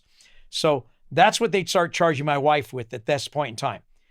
And at this point in time, all they do with me is they kind of move my charges back and forth and keep bringing me in and rearranging me. But I'm not going to trial. I've been in custody since August. I haven't been to anything but an arraignment hearing, period. And I've been to about half a dozen arraignments at this time. Okay. 18th of October, 83, Jackie admitted in court that she had lied under oath in testimony she had given against Sandra. Now, what she said in that was that she had told in her original testimony that she had had no knowledge of the poisons until Sandra came and told her.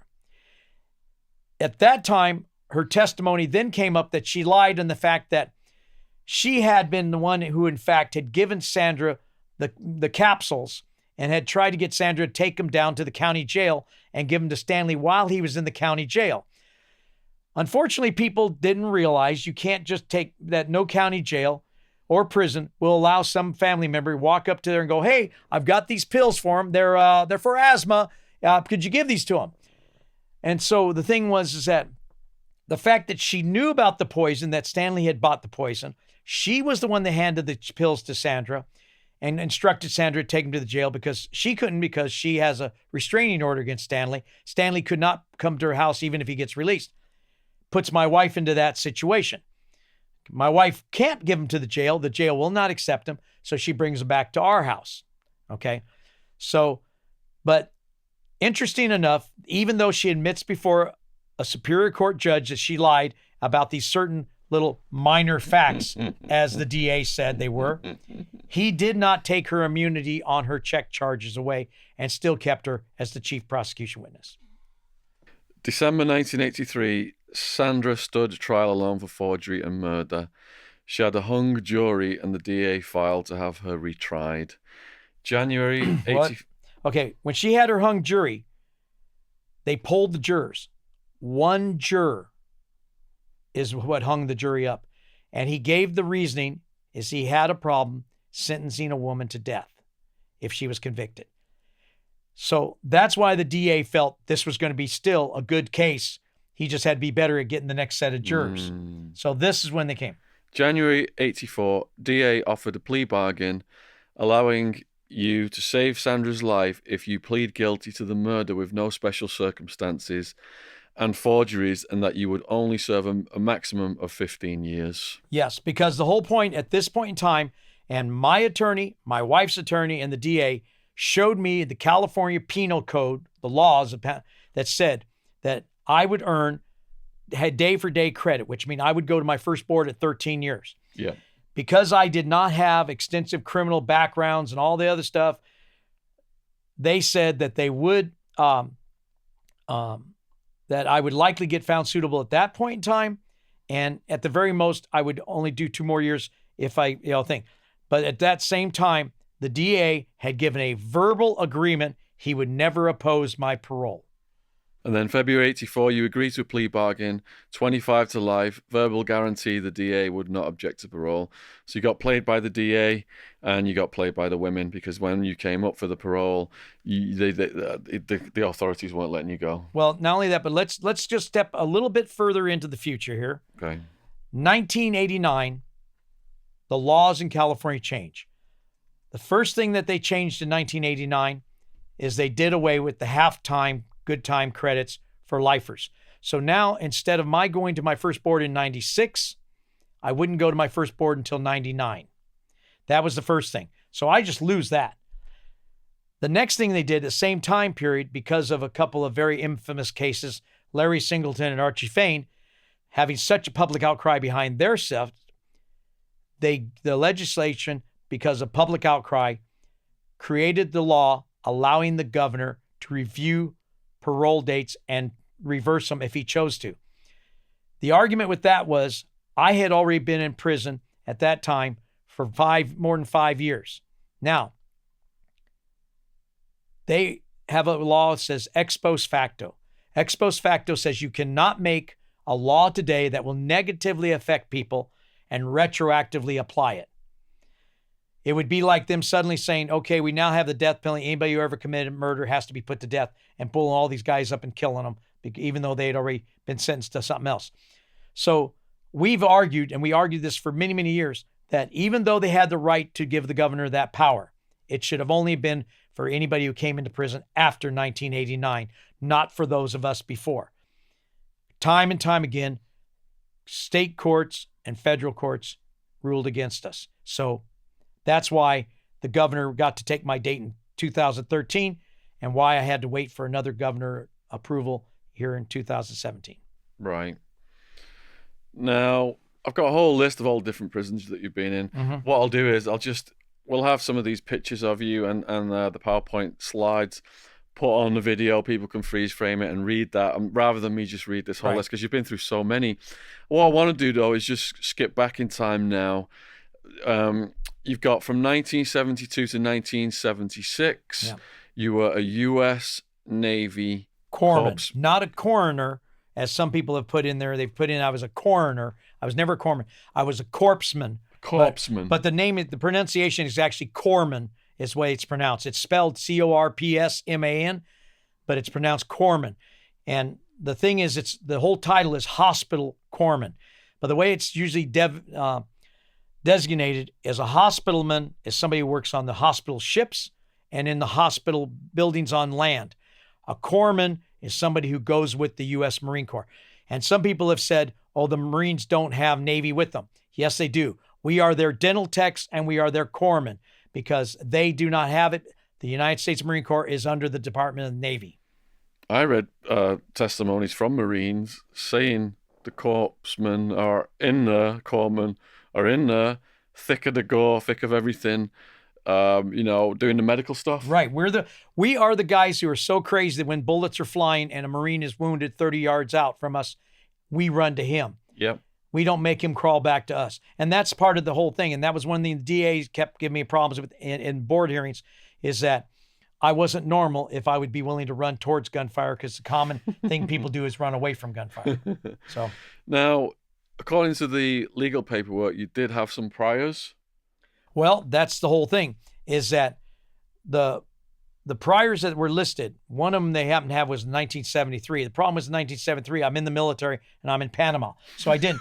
What they've come to find out, we've now have been able to ascertain was there was a number of crimes that were put into my case to do nothing more than to make it harder for me at the boards because when I get asked about them at the board and I go, no, I didn't do that. No remorse. The problem is that at the board hearing, you have to prove that the facts are wrong. They don't have to prove they're right. And that's why you said, but the fact is they can just throw something out there and say it. And now, and the thing is, unfortunately, a lot of documents you will not necessarily have at your beck and call in a board hearing because, you generally take, and now what they've even done now is they only allow you to bring 20 sheets of paper into a boardroom. Yeah. And so you can't bring like files like you used to be able to at one time. Even if Jamie did have priors, and that means prior felony convictions, that doesn't make him a murderer. That doesn't convict him of a crime. And prosecutors often, when they're setting people up, they'll find people with priors, usually a black guy, not give them any money to defend themselves.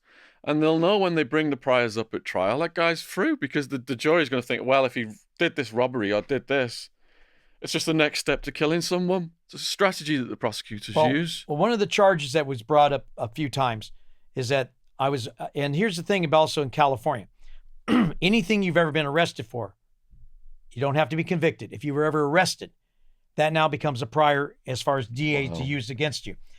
When I had my motorcycle shop, I had a guy who had brought a bike in. He didn't want to pay me for it, the repairs I did on it. So he tried to file grand theft charges on it. I had filed a mechanic's lien. They initially did put a grand theft charge on me, but when I went there and showed I had done all the right stuff, got the mechanic's lien properly, all the stuff, the judge gave the guy two choices, pay me or sign the pink slip over to me. The case was dropped in the interest of justice. But some people don't realize in America, you cannot be found innocent. You can only be found not guilty. And the argument there is you may have done it. We just can't prove it. So, and that's the thing. So there's things that were said that were not said the way they were. They shadowed them different ways. Like I said, again, to make me look in the worst light possible. And the thing was, but with, like I said, taking the case off my wife, I had a lot of guys in prison tell me, you were probably the stupidest man I ever knew. The problem with my thing was I'd already gone through one bad marriage and divorce. And that was one thing other people, I mistaked my son's age. I had two sons, one that was born in 76 and one born in 1980. My oldest son, I lost him in a divorce settlement and didn't get to see my son again. My wife moved on with her life. That was a very devastating thing for me because since I hadn't had family growing up, I really wanted to have a family. The divorce was terrible to me. So when I got with my second wife, I didn't marry my second wife until 2 years after my son was born because I was concerned about having another divorce and being a two-time divorced person. And the thing was that at the time, my wife is the mother of a 3-year-old child. And part of the things that were told to me was sure, you might beat this, but in all likelihood, you probably will not be able to get custody of him because you weren't married when he was born. So his maternal grandparents will get him. So you'll probably never see him again. Then at some point in time, they will explain to him that you had the chance to save his mother's life and you didn't. And besides, they're only offering you 13 years in prison. You ride bikes. You're a veteran. You know, but you can't do 13 years? Come on. You get out in time. You're going to see your son graduate high school and your wife will love you forever because you saved her life and kept the family together. And as was pointed out in that one statement, you know, the DA's office was pointed out that though a number of other people didn't believe I did the crime, they knew I could be easily manipulated emotionally. I was suffering from severe PTSD and the thought of losing my second family and all this stuff gave them the perfect, you know, set of tools to work me over and get me to do it. And quite honestly, I went into prison thinking exactly that. I would go in, I would do everything I had to do to get out, and I'd be home in time to see my son graduate high school. Was I stupid? I won't say I wasn't. Did I think I did the right thing at the time? I thought I was doing the honorable thing. I thought I was doing the right thing. Do I think my wife could have survived 34 years in prison? No, I don't think she could have. Do I wish that things were different? Sure. I gave a half of my life and 2/3 of my adult life. I don't have contact with my children. I don't have contact with my grandchildren.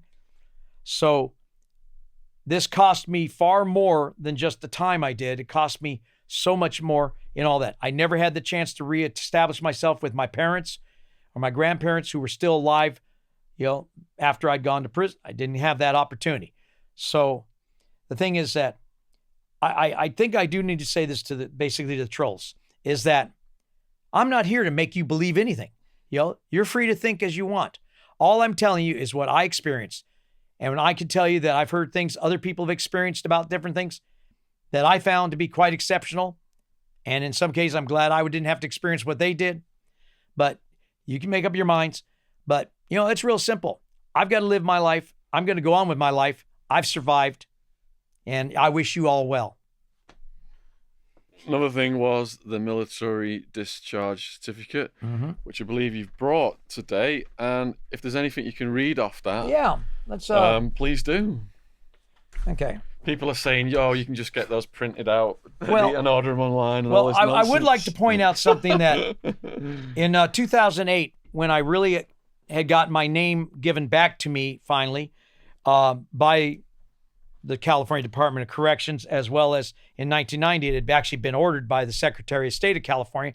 But the Department of Correction prison system had decided to wait 18 years to actually follow her order. I had applied to the United States Navy to correct my military records to my proper name so that I wasn't under the wrong name. And so I wrote to the Department of the Navy, Board for Correction of Naval Records. Sounds pretty straightforward. So this is what they tell me. Dear Mr. Kane, in reference to your application DD Form 149 requesting an administrative correction to your record, the Board of Correction of Naval Records does not entertain requests to make administrative corrections to records or documents. Well, again, I say, this is the Department of the Navy Board for the Correction of Naval Records, who does not make corrections to naval records. Therefore, your request has been forwarded to the National Personnel Records Center on Form PERS 312D2 for appropriate action. You will be notified by the National Personnel Records Center upon final determination concerning your request, and any extra should be directed to them.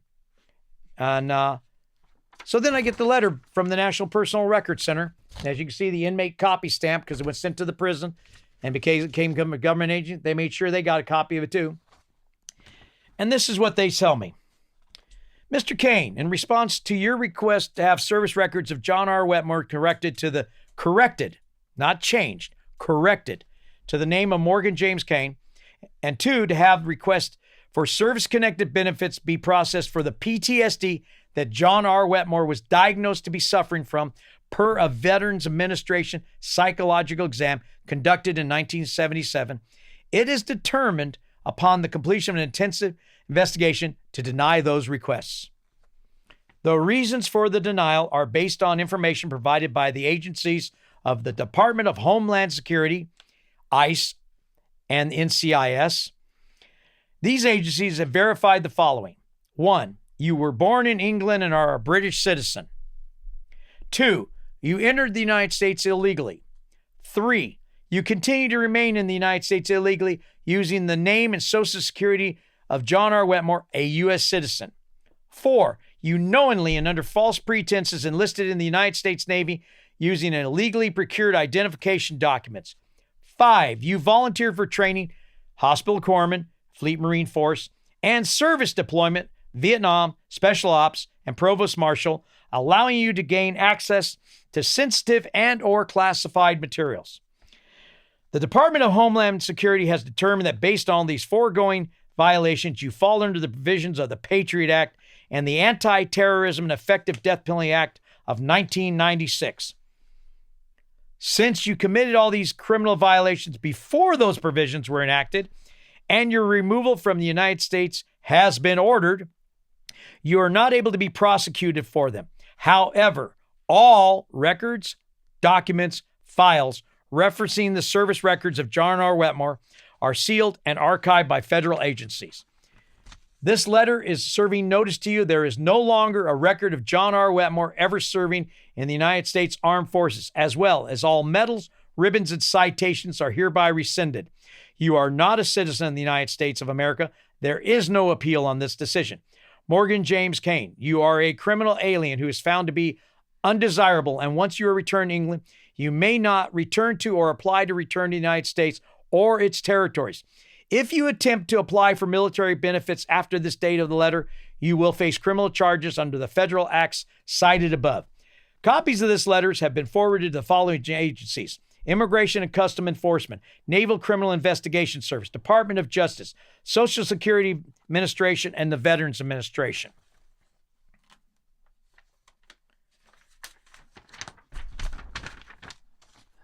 And that's my DD 214 right there. And it states in here that my decorations that I was awarded was the National Defense Ribbon, Vietnam Service Ribbon with the FMF attachment, Navy Unit Citation, President Unit Citation, Purple Heart Medal, and Marksman with Small Arms. It shows I went to the A School, the Field Medical Service School, Marine Force Recon, Special Warfare Halo, Provost Marshal Command. My discharge, character of discharge was honorable. I went into the service on the date of my entry into service here is, let's see where the date of entry.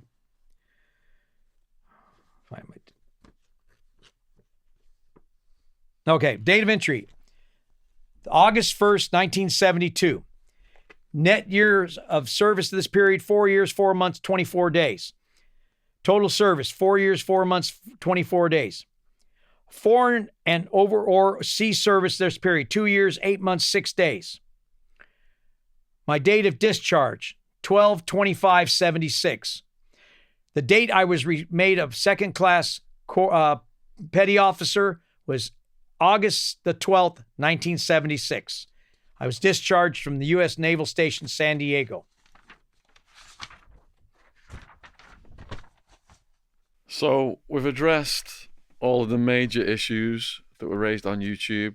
There's a lot of minor issues, but we've run out of time in this podcast. I think we're going to have to do a third podcast with Jamie. Maybe this second podcast will raise other issues that we've not yet come to light. We've spent all this time responding to the issues, but we should really have been spending all this time responding to the people who sent love and support to Jamie. For fuck's sake, this guy has served 34 years, took the fall for his wife out of honour and bravery, forsook, more than half of his life, held his ground in prison against the AB, housed with all these guys, and where his life was at risk again throughout this period of time. And he's come out, and he's such a, you can almost see this positive spirit in his eyes. He's come out such a well-grounded person. I served just under 6 years. If I'd have gone through what he'd have gone through, I'd probably be in mental hospital right now. This guy's got the heart of a mountain lion, and we should really be thanking all the people out there who've sent their love and support. And I want to thank Funzing, the staff at Funzing, who saw the videos that Jamie did and have kindly allowed Jamie to do an event, which we're doing tonight in London. It's almost 100 people. It's almost sold out. And how do you feel about going in front of this live audience, Jamie? Well, I'm a little bit apprehensive, but I'm looking forward to it. I've got your support, and I've got support from the few friends I've made since I've come back to the UK. I'm hoping that the people that come, when they leave, I'm hoping that they will feel that, it was worth their time to hear what I had to say. And I really do. I appreciate everybody who's given me positive. And like I said, I've seen that I've had a lot more positive support than I ever honestly thought. And I honestly never thought that really people would be interested in my story, because I lived it. And at the time I was living through, I couldn't see the outer side. I couldn't see the bigger picture. I couldn't see any of these things. But the thing is that, like I said, I honestly can't see dwelling on regrets and everything behind me when I'm hoping to have a pretty bright future. Yeah, you definitely do have a bright future. I'm going to do everything I possibly can to help you. You told me you're looking to get your book out, looking to become a speaker. And I think you're a natural, gifted speaker. You're very clear.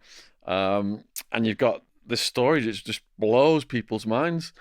So I think that, it's quite recent. My first year out, I was institutionalized, and I'd done hardly anything compared to you. Well, that's the I was thing. like a puppy dog following my mum around the house, waiting for orders. Surprisingly, I actually had two different boards where the chairmans looked at me and said, "How is it that after all this time, you're not institutionalized?" And what I explained to them is, I said, the problem was from day one when I went in, I never thought there wasn't a day I'd come out. So rather than dwell on building a life in here, I wanted to have a life on the outside. And so with me, that's what I've done. I've tried to keep up with things. And like I said, I'm far behind, particularly technology. And I want to, tell everybody, I'm really sorry, because I've had people that have tried to send me messages and stuff like that. And quite honestly, as I showed Shaun and some other people earlier, I can't even answer a text message on my phone or Jamie, Jamie was the internet completely bypassed Jamie. You only just learned how to set up an email account. People have sent me emails asking to talk to Jamie. Some people acting like I'm hiding him because Jamie should be out there himself doing this. But he's imagine completely missing the internet and just trying to get reacclimatized to that. Earlier on today, everyone had their phones off for the podcast. A device rang, and it was Jamie's device, and he didn't even know how to turn his device off. Yeah, I was given the phone and said, "Here, this works for you." And the only thing I actually use it for is to call people to tell them when I'm coming back from whenever I'm out, just so they don't have to worry about, because like I said, but I have gotten used to the tube, and I've gotten used to the buses in London. And I have to generally say that with the far exception of only a couple of incidents, I have had nothing but a welcome from people I've met in London, and people who have talked to me. Most people, have a thing where they feel for what had happened to me, and I don't want to say they feel sorry, but they are amazed that, again, like I said, that I haven't been so crippled that I'm not able to function. I am able to get out. And I'm trying to slowly but surely to travel out further and do different things. But I've only been home 8 months, and it's been a bit. We told Jamie to go out and watch a Funzing event so we can see what the setup is and get acclimatized to that. And I almost had a tear in my eye when I got the response from Jamie. He said, "Yeah, I went out and checked out this funding event, and he said it was the first time in over 34 years he'd gone out on his own. Unbelievable." Yeah, I went out without even any friends or anything. I had to do this on my own, and I went out, and it was almost like I was detached, but it was a good feeling to know I could do it. Yeah, I think tonight's funding event is going to get highly reviewed, and people are going to want to see more of Jamie. And Funding will be doing more events, hopefully, if it's approved by Funding in 2019. So below this video, I will put a link to any upcoming events. And I've also suggested now that we start a donation page for Jamie. Some people on YouTube actually planted that seed. They said, let's get a donation page up for Jamie. This is not something that Jamie's requested. He's not trying to make money off this. But I'm going to put that link below the video in the description box. And if you feel you want to send something to Jamie through that donation page, I'm sure it would be appreciated, because he doesn't have a pot to piss in. He's back in the UK, and you're basically just giving gate money in America. They say have a nice day, and he was deported, and then I actually came back with 400 pounds that I had saved up on a 32-cent hour pay number. Wow. And so you can imagine how long I had to save to have that to come back on. 10 cents an hour. And you did go out last night, though, to a brilliant charity I work with called Prisoners Abroad, did a function. How did that go last night? It went real well. It was held at the Foreign and Commonwealth Office, and I went there because I was actually the longest held client that they've had so far. I was their client for 17 years, half of my sentence. And so I talked to people there. It was their 40th anniversary of being an organization to help Brits who are in prisons around the world. And I also suggest that if anybody out there who travels abroad, anybody who has family that travels abroad, if they would like to, they can also donate to Prisoners Abroad, because that's a charity and they help us out. And I'll tell you, when you're link into Prisoners Abroad to this, because when we're alone and you don't get letters and you don't get visits, to suddenly get a newspaper or a newsletter or a card at birthdays and Christmas, everybody in their office signs it, and that means an awful lot. So, I thank everybody who's taken the time to see these, and I wish everybody well. I wish everybody the best. My question for you tonight now is, we've got 2 hours to do this event. There's going to be a quarter of an hour break, probably half an hour, 3/4 of an hour questions. How the hell are we going to get your story down to just over an hour? Well, that's kind of like when the Foreign and Commonwealth Office asked my friends to get my my whole life story down to 1 page.